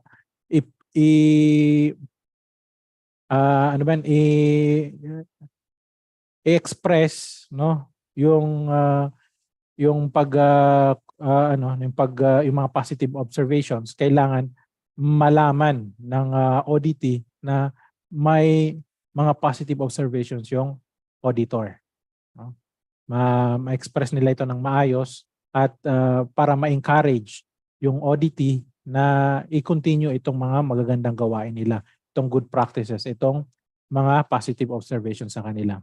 Obtaining signature of the auditee on the summary report form. So kailangan pumirma, in particular yung representative, yung company representative doon sa na nag-attend doon sa closing meeting or exit meeting. Leaving copies of non-conformances report to the auditee for further action, arranging the nature and time scale for any required follow-up audit, then closing remarks, thanking the auditee for the attention and cooperation given. Okay. So qualities required of auditors. It is important to select auditors who possess the appropriate attributes and in some instances who have appropriate technical knowledge. Above all else, auditors would be personable people who are able to get along well with staff at all levels in an organization, in a company, yung auditee, and who are able to achieve their objectives without upsetting others. Remember, auditing is not interrogation. Hindi yung paghahanap ng mali, no? Paghahanap ng hindi to interrogation, no? You are doing this to help improve yung halal assurance system ng auditee. So auditor qualities, na among others, no, dapat confident siya. So the auditor should possess confidence. Confidence can be achieved through you can learn confidence. Kasi kung ikaw ay you have been trained, you have audited many times, you have proper education and training, it will build confidence in you, no? So yan, nabibuild ang confidence. Then inquisitiveness, no, inquisitive. Dapat talagang as much as possible, no, yung mga dapat mong malaman, itanong mo. No, huwag mahiya magtanong, no? Kung yan, no? Hindi yung So itanong mo lang. Huwag mahiyang magtanong. Then constructive, no? Dapat kung bibigay ka ng comment, dapat magbigay ng magandang alternative. Constructive yung comments. Then analytical with integrity, of course, hindi yung bias, no? Then diplomatic ang approach palagi, hindi yung para bang galit ka at parang pinapagalitan mo o nagmamataas ka, no? Good listener, dapat talaga nakikinig ka sa sa auditee, no? At sa team mo, of course. Objective, of course, kailangan objective ka, hindi ka partial. And familiar with the halal system, no? Kasi hindi ka na pwedeng maging halal auditor kung hindi ka familiar, wala kang kaalam-alam sa anong sinasabing halal, no? Then personable, versatile, resilient, and of course professional. In addition to that, no, may mga iba pang mga positive characteristics, na knowledge and experience of halal techniques, knowledge of customer or contractual requirements. So not bias, yung kanina sinabi natin. Patient ka, with patience, no? You communicate, no? You interact with others with patience. Sound ang judgment mo. Makikita sa yung enthusiasm at saka yung interest, no? Hindi yung parang naboboard ka, ano ba to? No? Nakita na talagang yung ginagawa mo ay enthusiastic ka at you show the interest, no? Strong personality, good listener na mention natin. Will not flinch from unpopular decisions. So kahit unpopular yung statement mo, hindi ka mag-aalangan, no? Kailangan sasabihin mo pa rin to. Analytical, nasabi na, diplomatic, capable of communication at all levels, nasabi rin natin. Then commands respect. Mga negative characteristics, ito ang dapat natin iwasan, no, ng mga auditor, mapa third party man, mga pa internal man siya o kahit anong auditor, no. Poor at preparation and planning, kasi if you fail to plan, you plan to fail, gaya ng sabi nila. No, dapat lahat may preparation at may planning yung pag-audit. And masyadong rigid, no, this is negative pag masyadong rigid, too rigid. Hindi siya nagiging flexible, no? At parang sobrang too rigid nga, no? Hindi walang no? Hindi maiba sa kanyang pananaw. forms opinions and jumps to conclusions. So hindi yan po pwede. Dapat talaga maging objective ka. Hindi kagad mag-jump ka sa conclusions. Subjective rather than objective, argues rather than report facts. Dapat puro evidence-based ang sasabihin mo. Dapat facts. Hindi yung may pag-argue ka pa sa audit. Poor at communications. So kung if you are poor at communications, you have to improve. These are all itong negative characteristics. Ito yung mag-show na ito yung room for improvement. Kailangan ng mga room for improvement. Easily influenced, non-professional approach, poor timekeeping, ang audit lang dapat ay hanggang alas 4 pero sumobra ka na, Lazy, ito yung mga auditor nasa office lang. Hindi lumalabas, hindi pupunta sa field. Afraid of passing unpopular judgments. Yung kating sinabi natin kanina. Okay, with that, we're done with the overview of halal compliance audit. So now, I will show you some sample halal audit checklist. Sample lang to. Yung, sa mga internal halal auditors nyo, you may refer to this or refer doon sa kung anong standard na fina-follow nyo. So sa checklist yan, may name of the organization, yung sino ba yung audit, yung address nila, email, contact personnel, phone number. So lahat, yung reference, ibig sabihin anong standard ang follow, sino ba yung lead auditor, sino yung assistant auditors, sino yung Sharia expert, sino yung technical expert, sino ba yung mga consultant or observer,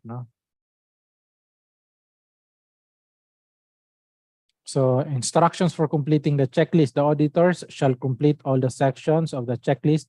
Tick yes or no or not applicable where applicable.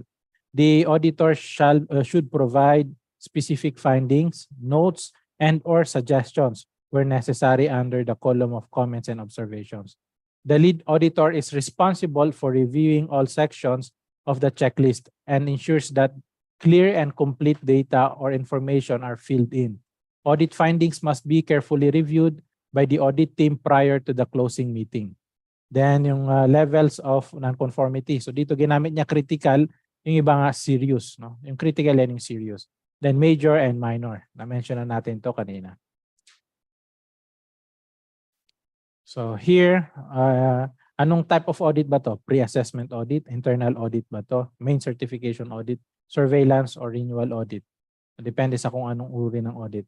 Then audit scheme, ano ba yung audit criteria?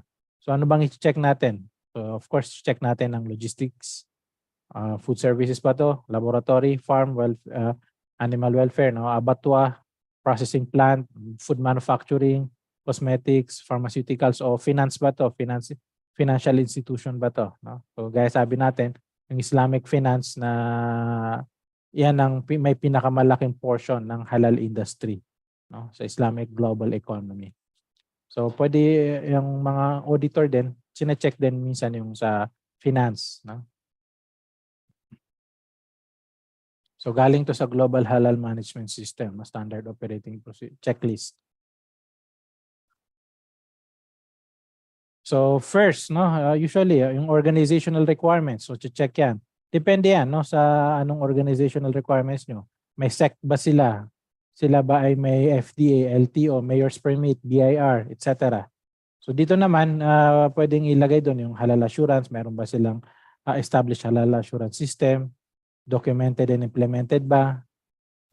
Does the organization have a Muslim executive or manager in monitoring the halal assurance system? Internal ba o external employee yung nag-check, So kasi pwedeng external, yung halal assurance officer, usually ganyan.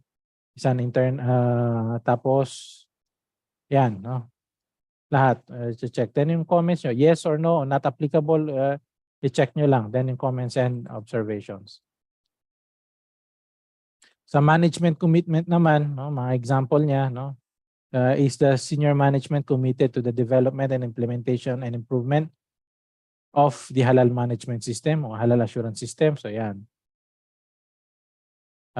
check nyo lang yan, no? Kasi minsan pag hindi talaga committed ang management, may hirapan, no, na magkaroon ng halal assurance system. Kailangan ng support ng top management. Then Sharia compliance, no, yung premise, yung organization structure, titingnan yan, no? Producing only halal products so kung hindi, ibig sabihin nun may iba pang hindi halal, no? So is there a system designed? Kung no, is there a system designed and implemented proper physical segregation between halal and non-halal products? Does the organization establish process flow diagram or production or food preparation? Then sa product development or raw ingredients analysis, no? Yan. Check lahat. No? Are the raw ingredients halal certified? No? If yes, attach halal certificate for each ingredient. If no, are the raw ingredient sources identified? If yes, state the source of each ingredient. Plant ba yan o animal based? Kung plant, ano ba yan? Processed ba siya o hindi? Yan.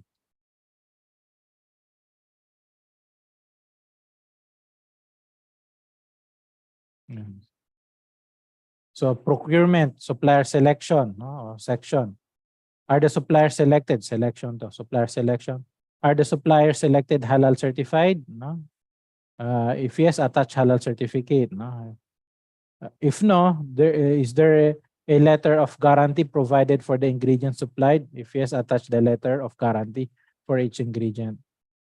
Is there a contractual agreement between the organization and the supplier? Is the transport provided by the supplier delivers only halal products? Kasi minsan ang contamination nangyari doon sa transport, no? Halo-halo na yung laman ng van, no, ng transport van. So doon nagkakaroon ng contamination. So kung abattoir o farm or animal welfare naman sa meat and poultry industry only. So yan yung mga tatanong. Okay. Sa slaughtering, kung kailangan ng slaughtering yan, check din yan.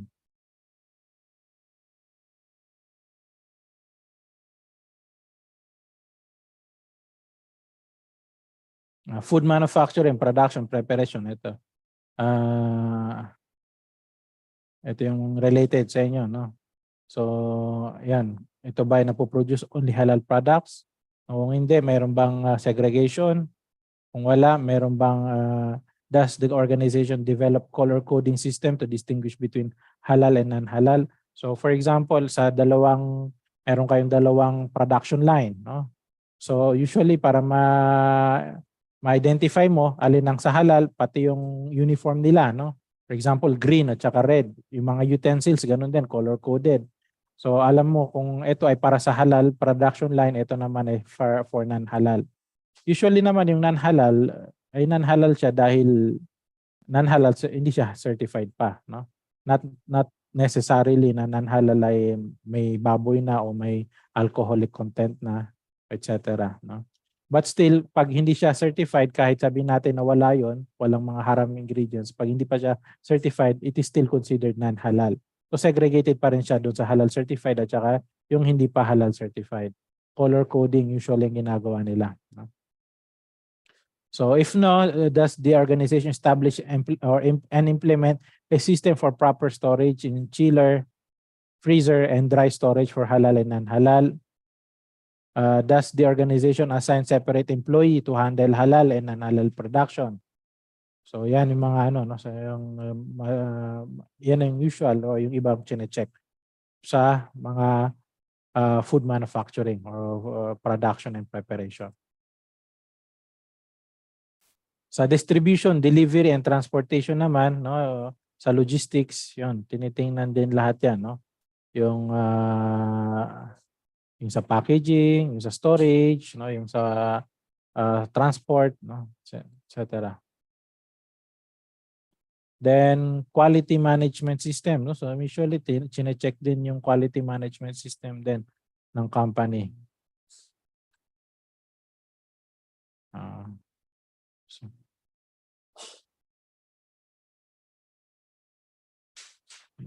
Sa quality management system yan. Then sa food safety assurance or good manufacturing practice, no? So yan, check din siya. So yung halal actually, ano siya, no? Very encompassing. No? Lahat niya chine-check, no? Hindi katulad pag nagpa-audit ka sa GMP lang check nila. Hasip lang. So sa halal, lahat yan chine-check niya. Kasi integrated na sa halal yung food safety. Dahil doon sa concept na halalan, toyiban. Lawful and wholesome. Okay, sa cleaning or ritual cleansing or good hygiene practice. So i-check din yan lahat.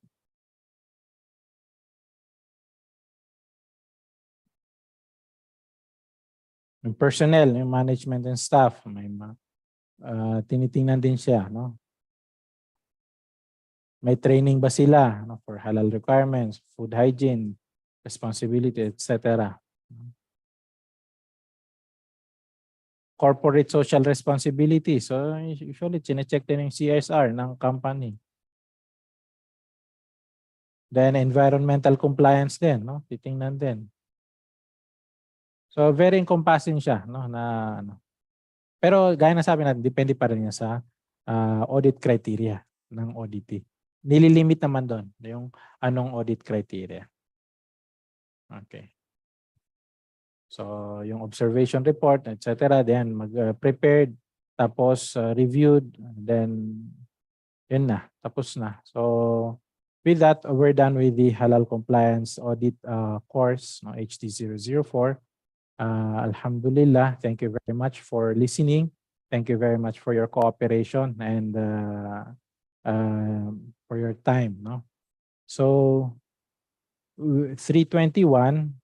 So we will have a workshop. No? Workshop. So we will open again yung breakout rooms. No? Mag-open tayo ng breakout rooms.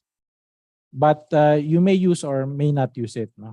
I-open lang natin para at least kung gagamit kayo ng breakout rooms, nandyan siya. No? Pwede yung, and you can choose, no? Yung kung anong room kayo papasok yung group niyo.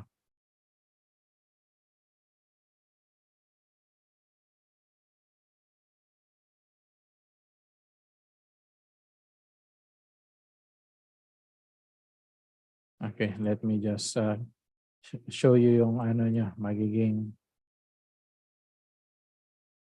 So, let me share screen.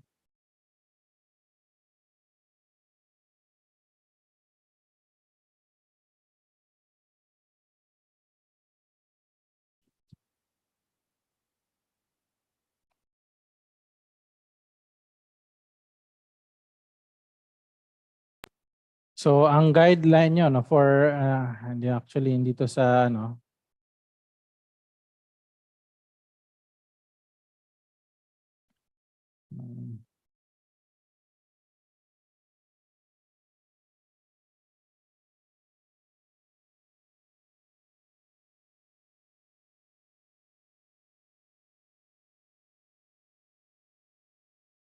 okay. So guideline, no, for the halal compliance audit workshop. Now, group yourselves according to the process line of work o yung mga departments nyo, no?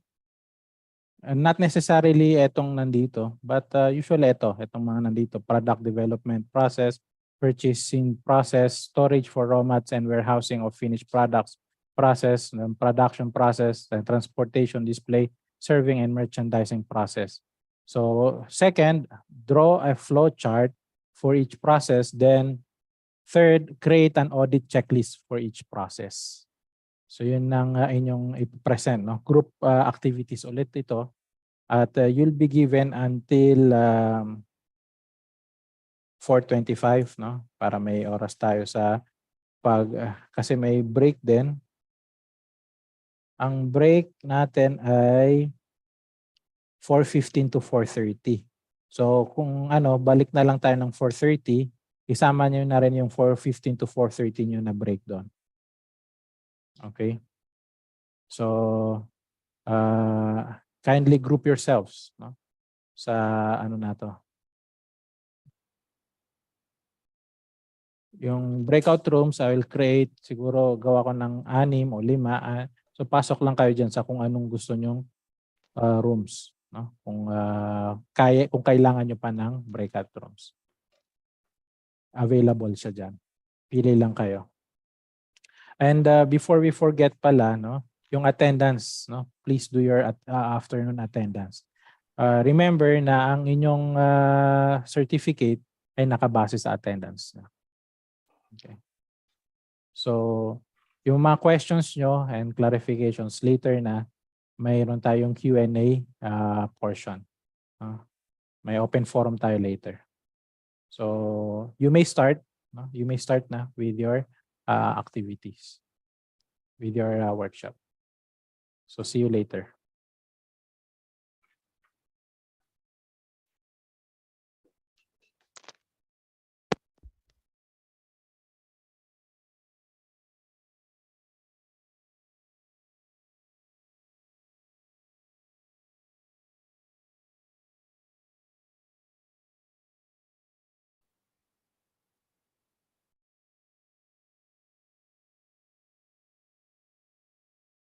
Daming room.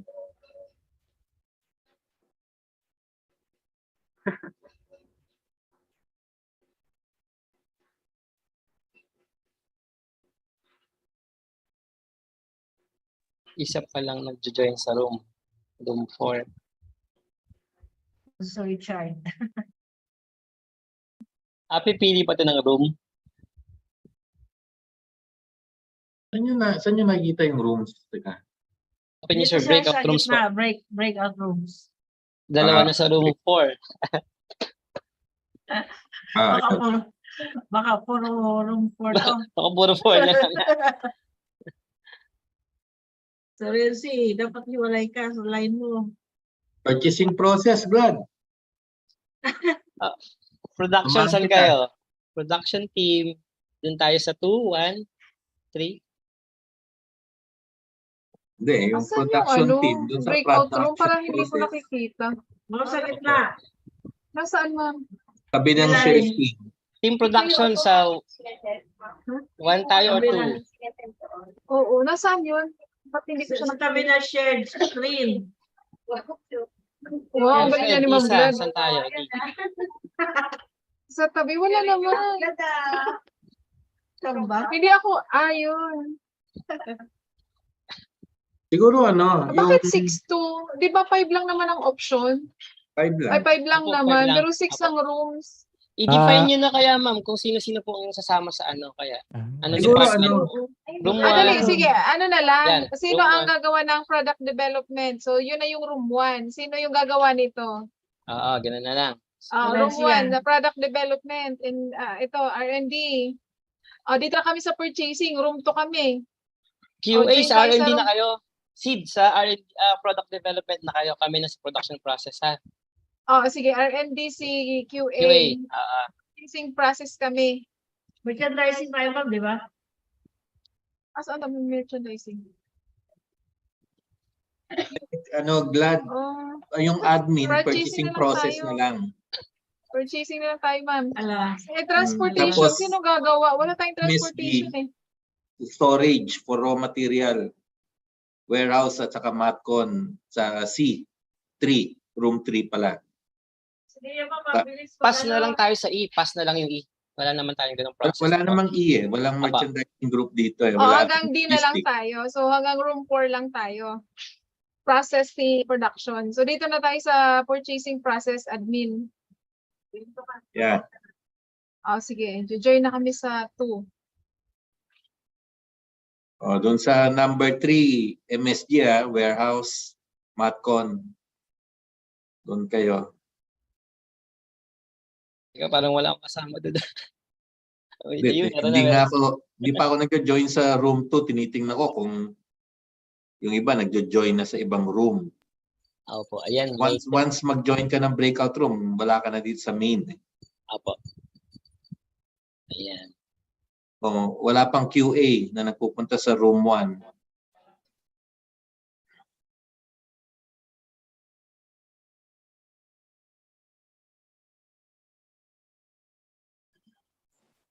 Meron na bang nasa 4? Meron na sir, 3. 3 tao.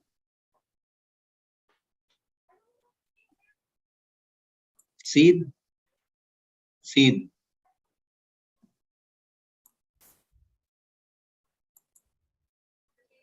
Seed, QA.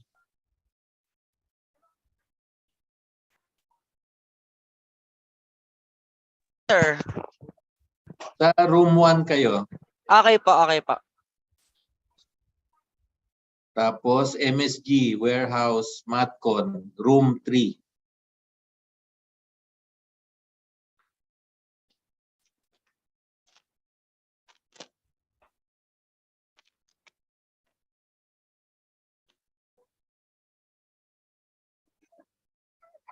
Type po ay sanitation.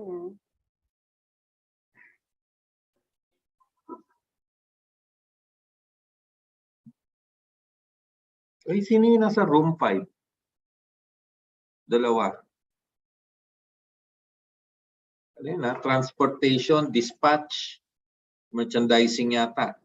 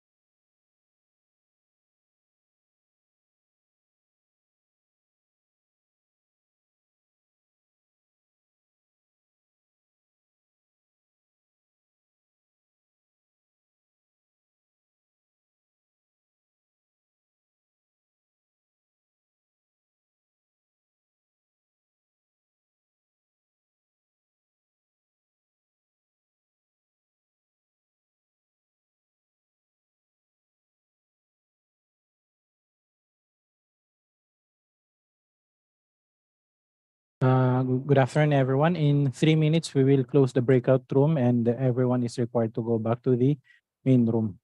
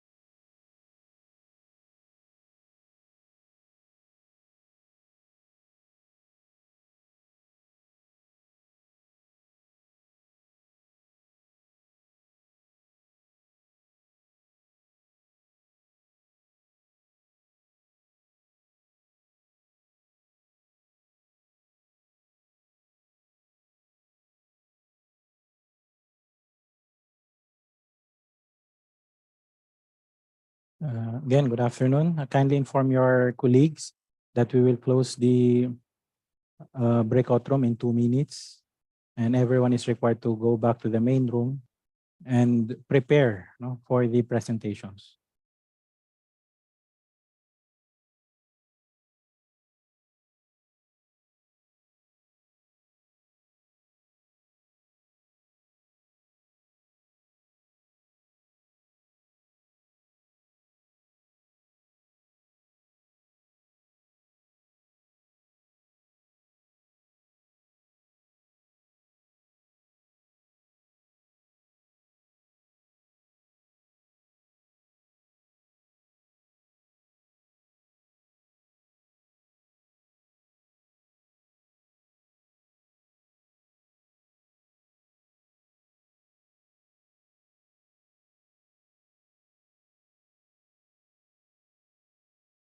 We are not closing the breakout rooms. Please prepare for your presentation.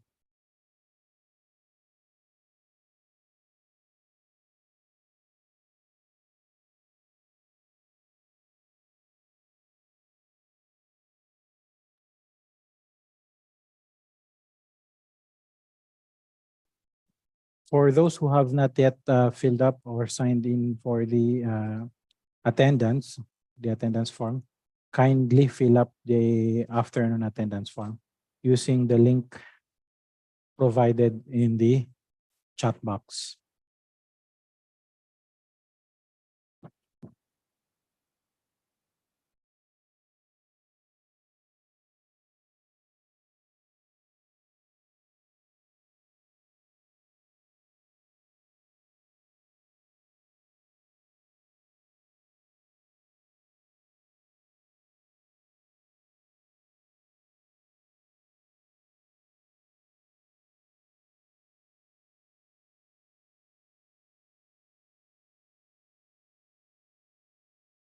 At around 4:55, we will have a group picture. No? So mag-prepare na po para sa group picture natin later.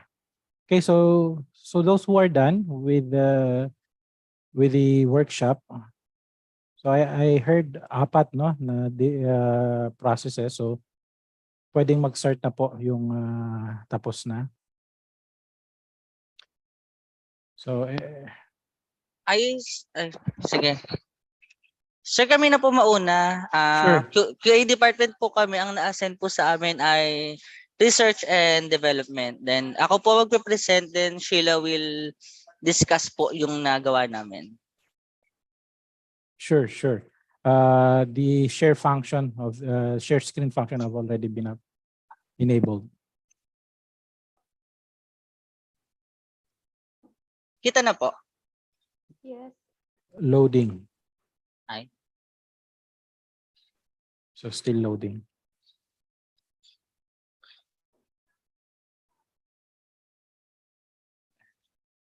Ayun. Ayan po, okay na po. Yes. Go. Go, Sheila.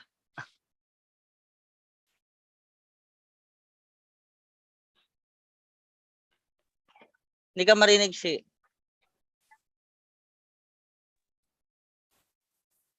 Hello po, good afternoon po. Ayan, okay na. So, yung process flow chart po namin for product development, first is idea generation. For idea generation po, it involves brainstorming for new product ideas or ways to improve an existing product. Second po is idea screening. It revolves around screening all your generated ideas and picking only the ones with the highest chance of success. Third po is concept development and testing. A product concept is a detailed description or blueprint of your idea. It should indicate the target market for your product, the features and benefits of your solution that may appeal to your customers, and the proposed price of the product. A concept should also contain the estimated cost of designing, developing, and launching the product. Fourth is marketing strategy and business analysis. Serves to guide the positioning, pricing, and promotion of your new product. Once the marketing strategy is planned, product management can evaluate the business attractiveness of the product idea.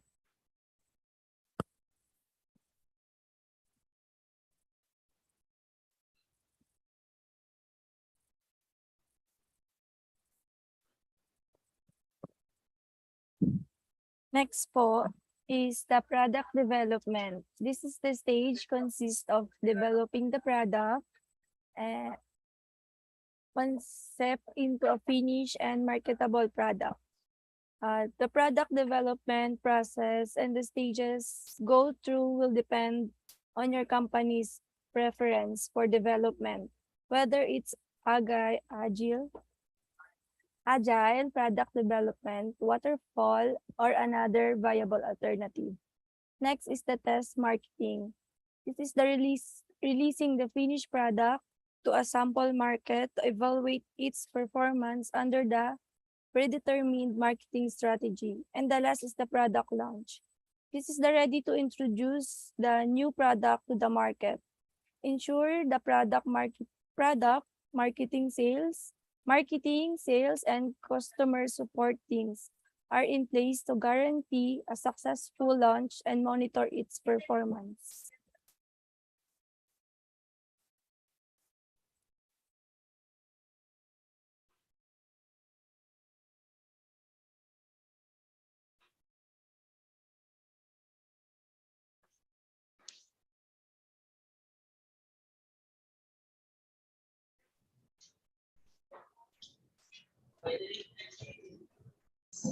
So, sa checklist po namin, 2.2.1, does the organization prepared product speculation, engineering for all its process item?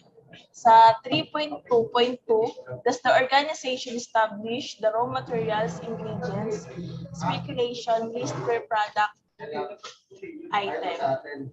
Sa 3.2.3, are the item or RM is halal certified? Sa 2.2.4, if 3.2.2 is no are the RM or ingredients sources is identified. If yes, state the source of each ingredients.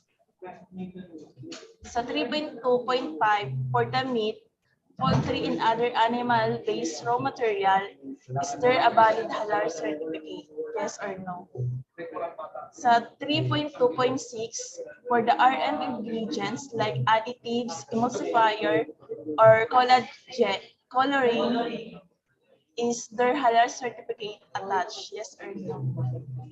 Sa 3.2.7, if 3.2.5 is no, is there the declaration of proof of the origin of the RM? If yes, please attach.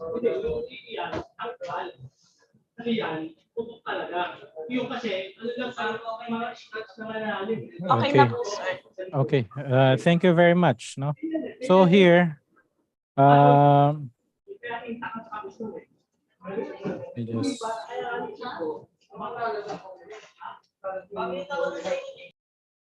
Okay, so thank you very much, no, for that presentation. So here, at least may may nasimulan kayo, and you can actually enhance this further, no, lalo na pag kayo ay magkakaroon ng mga internal halal audit para sa mga processes nyo, no? So doon sa napakaganda nung ano, no, yung sa R&D, dapat sa R&D pa lang, start pa lang sa R&D ay lahat na talaga halal, no? So for example, doon sa mga new products or the say existing products nyo na i-enhance nyo. So kung mag-enhance kayo, syempre kung may mga raw materials kayong ginagamit dati na hindi halal certified, so kailangan magpalit kayo ng raw materials na halal certified. And minsan magkaiba yung specification ng halal certified at non-halal certified. So dito nyo makikita na kailangan dito kayo makapag-adjust, no? So from the very beginning pa lang mag-adjust na kayo. Then dun sa second step niya, dun sa idea screening, dapat kung sa halal, no? Dapat halal yung mapipili nyo na i-develop nyo na products. So napakaganda ng ano nyo, enhance nyo pa, no? So pwede nyo pang ma-enhance yung checklist nyo na pwede nyo magamit sa internal halal audit nyo. Okay, sino ang next na mag-present? Isahin na lang natin yung comments later, no? Good afternoon, everyone. afternoon. We are the group 2 po, the purchasing process. Ms. Glad will discuss the purchasing process. Let me share my screen.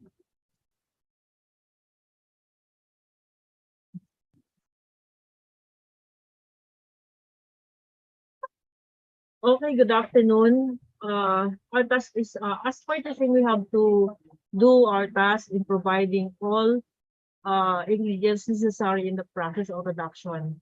So we have cite an example of purchasing an ice, which is a direct raw materials for bread products.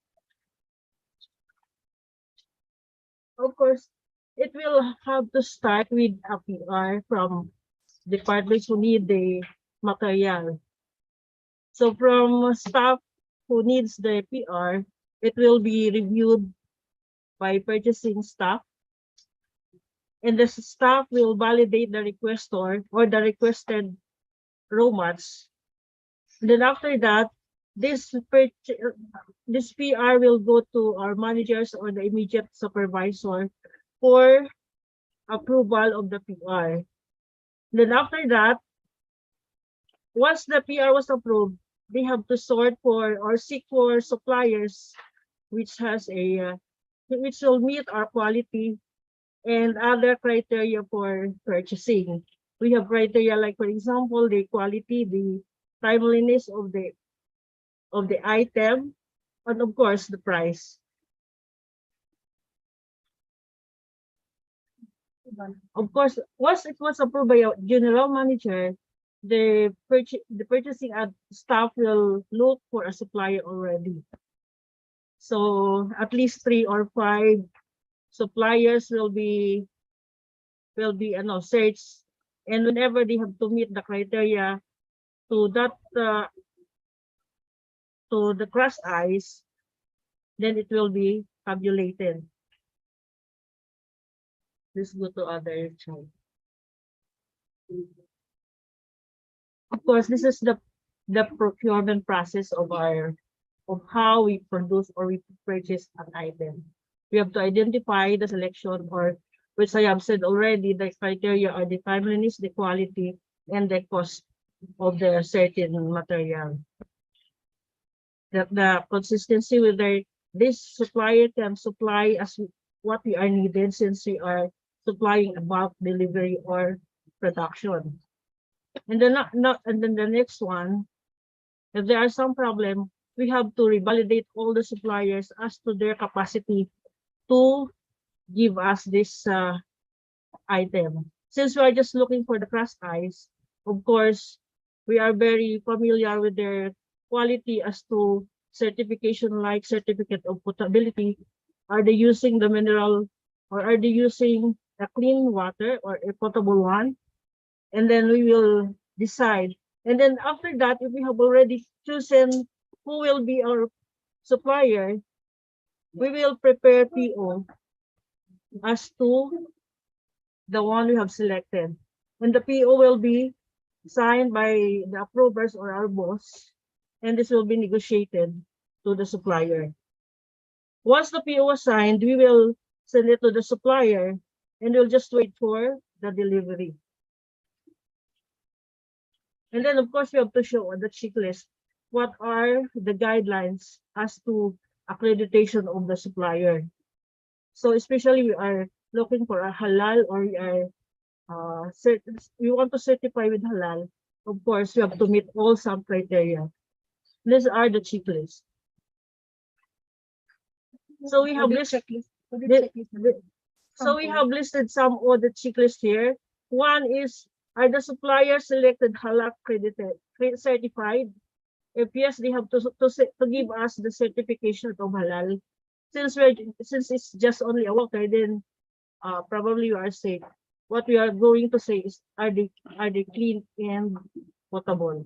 The number two, if it is no, then we have to look for other supplier probably. And the number three is the contract agreement between the organization and the supplier. Whenever we place PO, there is always agreement between the supplier and us as a company. And number four is the transport provided by the supplier delivery only halal products. Since this is a potable water and is a crushed ice, we will see to it that it will be delivered to us by a delivery van or refrigerated one. Yung van na. So that's all for purchasing. And then other criteria will be negotiated. Thank you Yan lang very po. much. Thank you very much, Group 2. Next. Sige po, for FSS, Jay, present ka na. Si Jay po ay magpa-present ng flowchart ng FSS.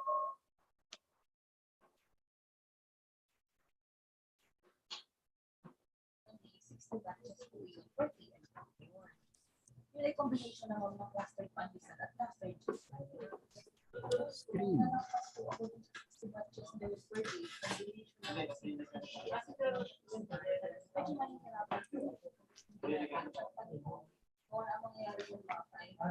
Hi team, for FSS, I will present this.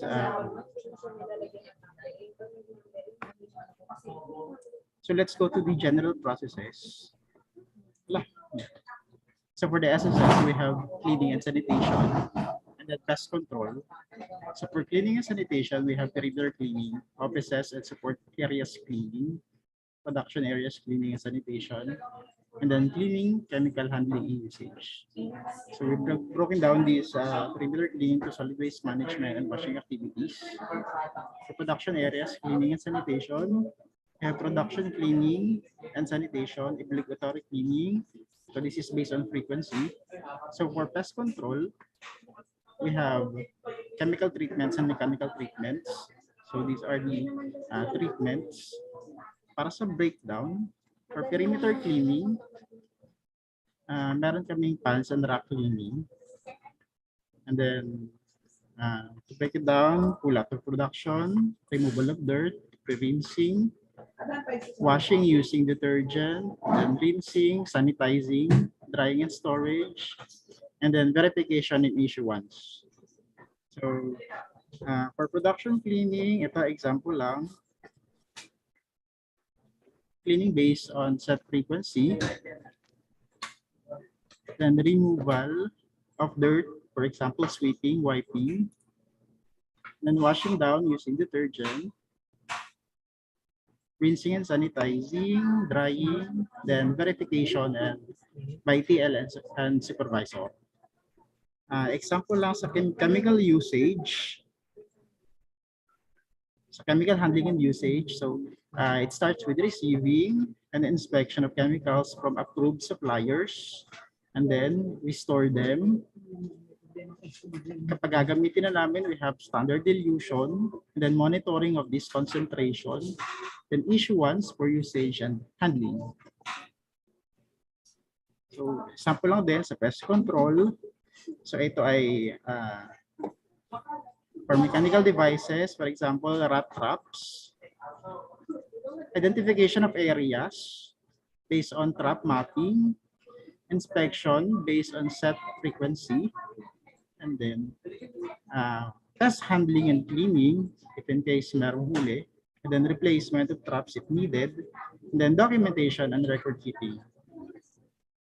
So, ano lang, very quick lang. Thank you, Jay. Yes, ma'am. Ako naman po, yun pong pinapresent namin is siningitan na namin ng medyo halal setup. But actually, the truths, wala pa kaming mga ritual cleansing as of now. Sige po. I'll present na po yung audit checklist.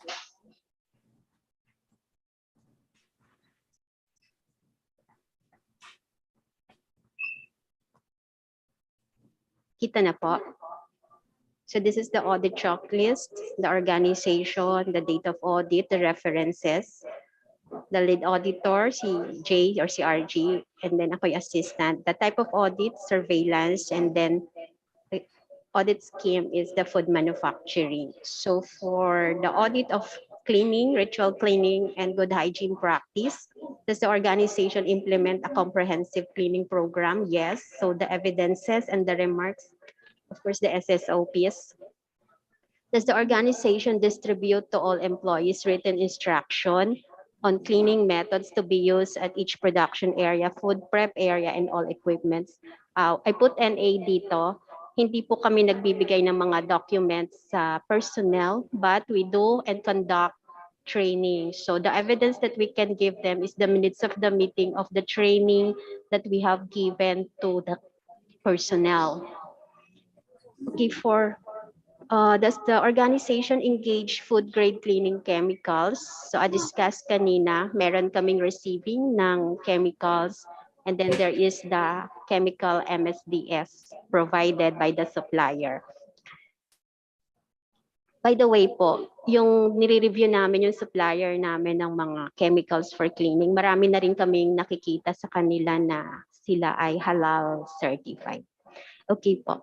Does the organization ensure the chemicals stored separately? Yes. Chemicals are near the bad orders or bread for disposal. At hindi po ito nakahalo sa mga raw materials and packaging materials sa warehouse. Does the organization establish and implement a disposal system for contaminated prepared food, products, or wastage that poses health hazard or religious concern in line with local disposal regulation and Sharia requirement? Hindi pa lang po kami ka-detailed when it comes to halal, pero marami na rin pong disposal na ginagawa sa may mga health hazard issues. So the evidences that can be presented ay mga action plan reports sa mga rejected items at yung mga disposal forms. Okay, for 6.6, the organization provide hot water for cleaning. Hindi po kami gumagamit ng hot water. Instead, we use soaps and sanitizers. Okay, does the organization establish and implement pest control program? Yes, we have the agreement with the pest control provider. Does the organization assign a management staff to monitor? Yes, kasama po yan sa job description ng food safety and sanitation supervisor. Does the organization establish a written procedure on ritual cleaning? Kunyari po, yes. Gagawan po namin yan. Okay. Does the organization assign a management staff? Yes. And then does the organization distribute written SOP? Again po, it's NA. And what we're going to present is the training if there will be a procedure na ma-establish. Pero dito po, this would be a possible NC on our side kung hindi namin gagawin. Does the organization conduct and record briefing to all employees on methods to be used at each production area, food prep, and all equipments when there is contamination between halal and non-halal? Kasi po usually makikita natin, aware tayo pag kailangan mag-cleansing. But what if biglang may nangyari. So ano ang dapat na gawin? That's all po. So for the observation, the organization was able to establish cleanliness sanitation aspect of the plant and product. However, there's no established procedure on ritual cleansing should there be a contamination of equipment. Thank you po. That's all. Stop share ko. Very good, very detailed, no? Mashallah. That's a very good presentation. Mashallah. Galing. Okay, next, last, I think.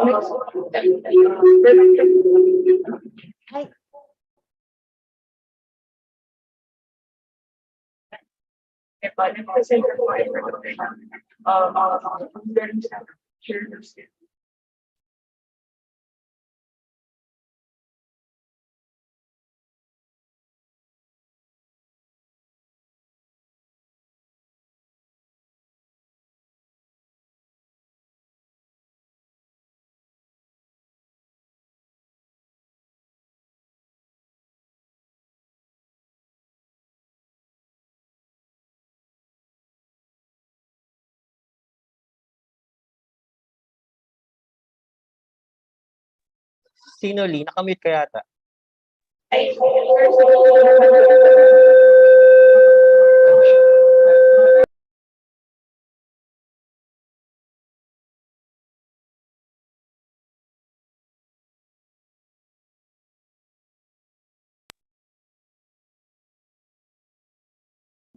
Minsan nag-echo pag magkatabi masyado yung dalawang device.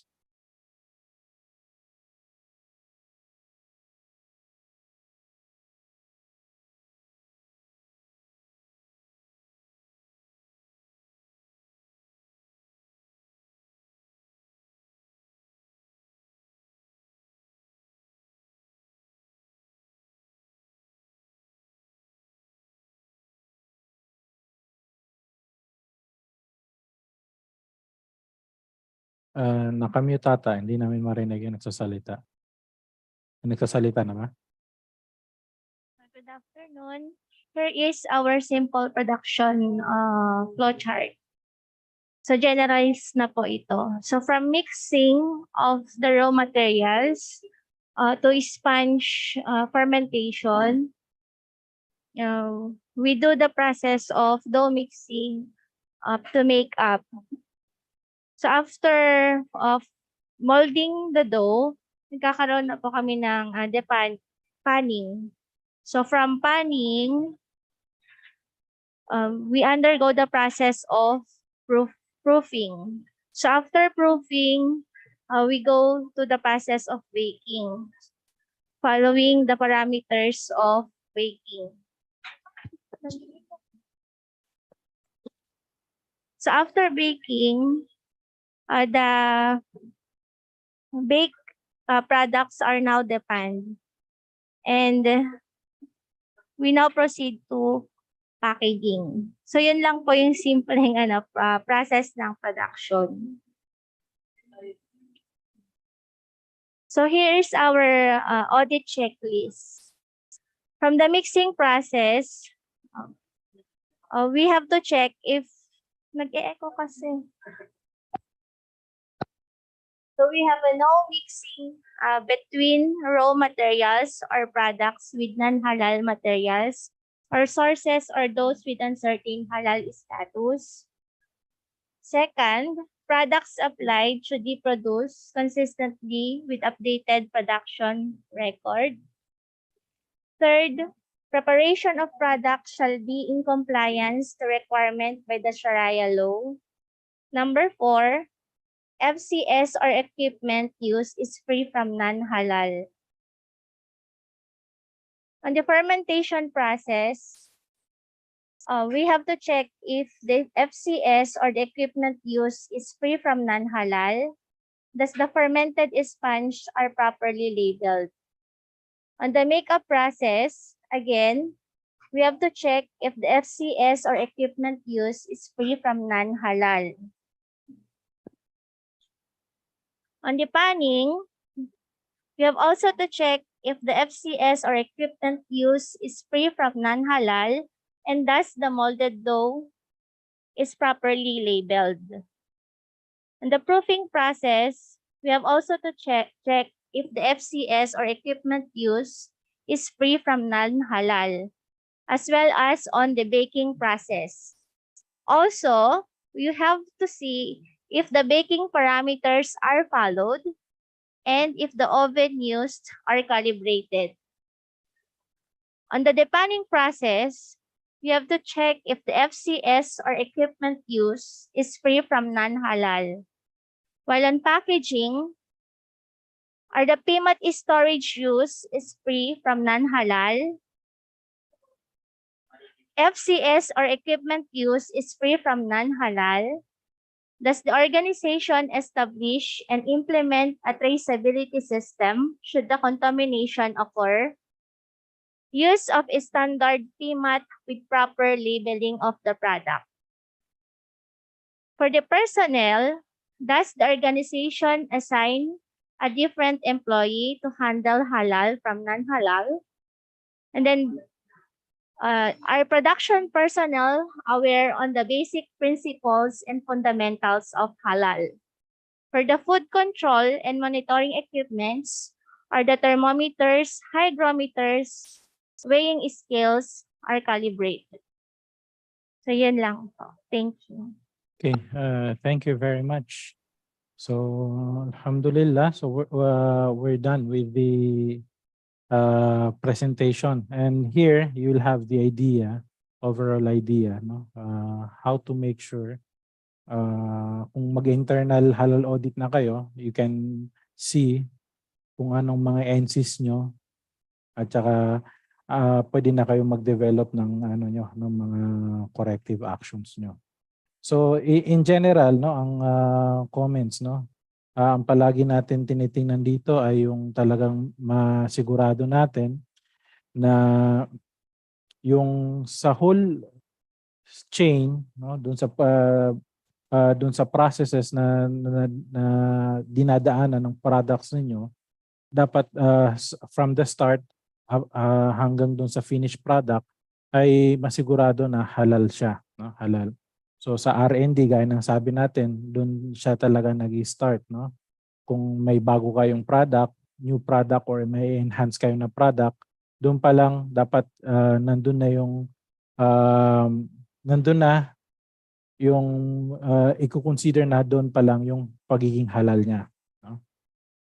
Then doon naman sa mga sa process, sa production, no? So lalo na pag sa mga tinapay, actually ano to, no, pag bakery products ay talagang critical siya, no, na mga products, kasi doon sa raw materials pa lang niya pwedeng magkakaroon na talaga ng non-halal, no? Kaya dapat talaga masigurado doon pa lang sa mga raw materials at saka sa personnel, tsaka doon sa mga ginagamit din ng mga cleaning agents, no? Gaya na-mention kanina na yung ibang mga cleaning detergents o agents, yung mga chemical na ginagamit ay halal certified. At dapat ma-make sure nyo rin yung mga soaps and sanitizers na ginagamit din dapat halal. You have to make sure din, kasi usually ang pinaka ano naman common na nagkakaroon ng contamination ay by human, no, action, human act ang nakakagawa ng contamination, no? So for example, sa production, kahit na sigurado nyo na lahat halal, pero wala kayong yung employees nyo hindi sila aware sa halal, basic halal and fundamentals of halal, no? Then nagbabaon sila ng hindi halal, then bumalik sila sa production line, hindi sila properly nakapag-wash and sanitize, so magkakaroon ng contamination. Ayun nga, nabibigyan natin na example palagi yung nagkaroon ng issue sa Cadbury, no, Malaysia. So halal certified sila, but there was a parang consumer watch, they've done a random testing, and nag-positive sa porcine testing yung Cadbury na chocolate. So chinek nila, of course, everything is properly documented and recorded. So after investigation, nakita nila na maaring ang cause ay galing doon sa one employee nila na may baon na non-halal, no, pork ang kanyang ulam. So pagbalik sa production line, hindi nakapag-properly sanitize, no, properly wash, nagkaroon ng contamination. So nagkaroon ng product recall. So yun ang natin. So sa bakery products talaga napaka-critical, marami. Sa fermentation, no, ano bang ginamit na mga sa pag-ferment niyan. So lahat dapat masigurado natin na halal, no? Yung non-halal nga, gaya ng na-mention nyo kanina, ang non-halal ay pwedeng haram, pwede siyang najis or mashbuh, no? Yung hindi siya yung uncertain ka. So all of these three ay non-halal. So you have to make sure na everything, no, ay halal. So alhamdulillah, sumobra na tayo sa oras, no? 5:03. So pasensya na at sumobra tayo sa oras. And don't forget to submit all of your outputs sa email, no? Sa email na lang kasi hindi nyo ma-send dito sa chat box. And supposedly, after kasi ng program, dapat i-flash na namin yung certificates nyo. But I think siguro next na lang. Each course will have a corresponding certificate. So we will double check yung attendance nyo kung napag-attendance kayo, and also yung recording neto, no, kung nandito. At yung iba naman, kasi syempre parang classroom type, shared sila sa isang account, we will check na lang yung attendance. At saka dun sa output, kung nandun yung pangalan nila, dun sa group, no, group outputs. So yung pag-submit nyo ng inyong outputs, please include the names, members ng group nyo. Okay? Para doon, yun din ang basihan namin sa pagbigay ng certificates. So kung may mga tanong pa ba? Actually, 5:04 na. So we can accept some questions, no? Siguro 1 or 2. Then we will proceed with the group picture. Mag-prepare na, mag-open camera para may picture tayo. Medyo information overload, napagod na, alam ko, sumobra na sa oras. Okay. Yes. Isingit ko lang, sir. Singit ko lang kasi yung process ng baking kasi may fermentation. So, di ba sa fermentation, yung activity ng yeast, nagka-create ng alcohol and carbon dioxide. But then yung alcohol naman, nag-evaporate naman, no? But then a few percent kasi pa yung nare-remain after baking. So, ano ba yung stand natin doon? May certain percentage po ba tayo? Depende po yan To sa make it inyong... allowable po. Yes, depende yan. Kaya nga sabi ko, very critical ang sa mga bakery products, lalo na sa fermentation. Na-mention natin kasi yun nga, yung pag magkakaroon ng alcoholic content. So, depende po yan sa standard o dun sa halal certification body nyo na fina-follow. May mga very strict na kailangan talaga 0% no, alcoholic content. Meron naman na 0.1 no, or 0.01. No? So, titingnan nyo po yan sa halal certification body nyo, yung ano yung standard na fina-follow nila. Kasi katulad sa Brunei, no, kung yung Brunei is a standard, 0 talaga, 0%. They don't tolerate. No? Sa iba naman, they tolerate kasi yung concept kanina na na-discuss sa atin ni Ustad, ni Sir Alexan, na yung istihlak, no, yung extreme dilution. So if it does not affect, no, talagang very small amount at talagang hindi nakakapekto, kung ito ay yun ang fina-follow na standard ng inyong halal certification body, then pwede yun. So you have to consult with the standard of your halal certification body. Ano yung ina-accept nila? So kung wala, kailangan talaga bumalik sa R&D, paano enhance? Ano pa bang ibang solusyon? Ano pa bang mga alternative? No? Kasi syempre, maapektuhan yung lasa pag nag-iba yung process and raw materials na gagamitin. So hopefully klaro yan. You need to consult yung yung halal certification body niya. Magkakaiba yung standards. Okay, thank you po. Thank you. Any other questions, clarifications? So, wala na. So, okay, again, thank you very much for listening and for cooperating, for your active participation. Sana mag-open ng camera para makapag-picture naman tayo. Yung nasa classroom, baka kaya ng wide, no? Ayan, magkatabi. Pwede yan, no? Tabi lang ng konti. Dapat kita.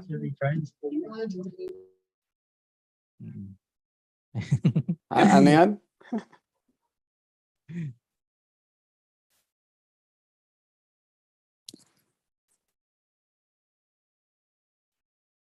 Tanggalin natin yung mask para makita sa picture. Wala nang mask yung mga PUA. Kailangan, no? Sandali lang, no? Sandali lang mag-ano. So, pwede rin kayo mag-take ng picture niyo, no? Sino pa ba yung iba na wala pang ano, hindi pa nakapag-on ng camera?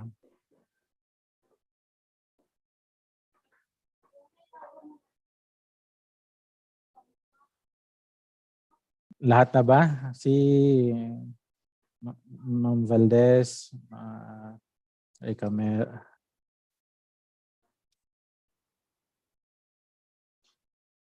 Okay, so 1, 2, 3.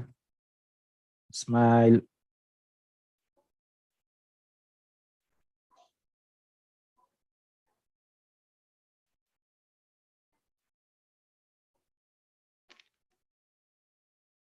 Okay. Thank you very much. Thank so you po. kung walang tanong, I think ang next na ano natin is next Friday kung hindi maiba yung schedule, no? Kasi parang i-double check pa ata. So ang next na topic po ay Halal Assurance Management System. Ito yung medyo mahaba talaga po at saka mag-expect na po kayo na medyo mapapagod kayo kasi masyadong malawak yung sa Halal Assurance Management System. So kung wala na pong tanong, wala na po bang tanong? Okay na po ba tayo? So, nakakapagod po ba? So kung wala na pong tanong, see you next meeting po at ibalik ko na po sa ating moderator yung ano for closing. Salamat po. Thank you so much. Thank you, everyone. See Thank you po. on the next schedule. Thank you. Thank you so much. Yung output and attendance po. Huwag niyo po kalimutan yung output and attendance. Okay. So yung feedback form, of course. Please fill up the feedback form. Meron pong link.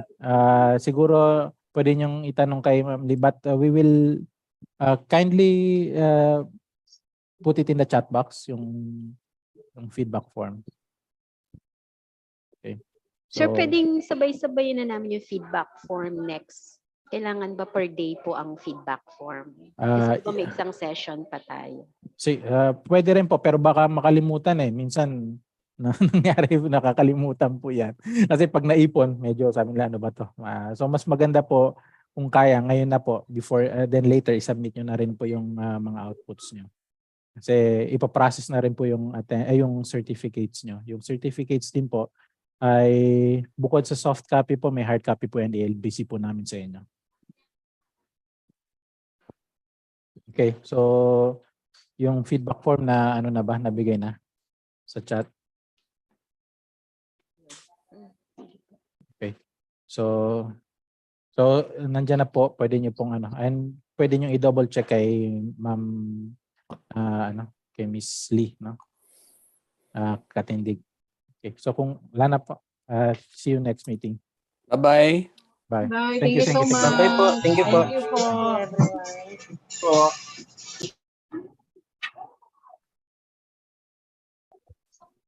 Chat box feedback.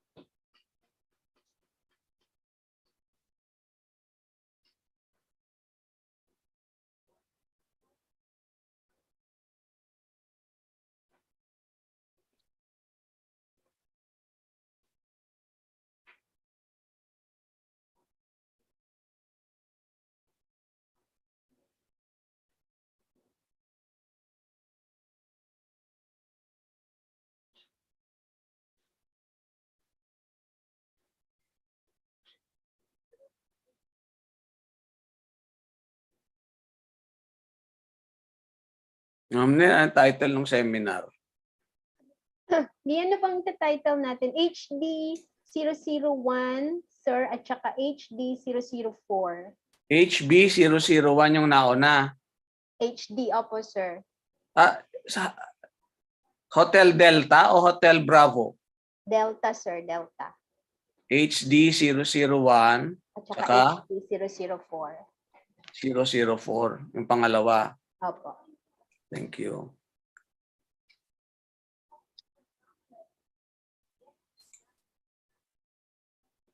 Di ba pwedeng halal module 1 saka halal module 4? Sige po, sir.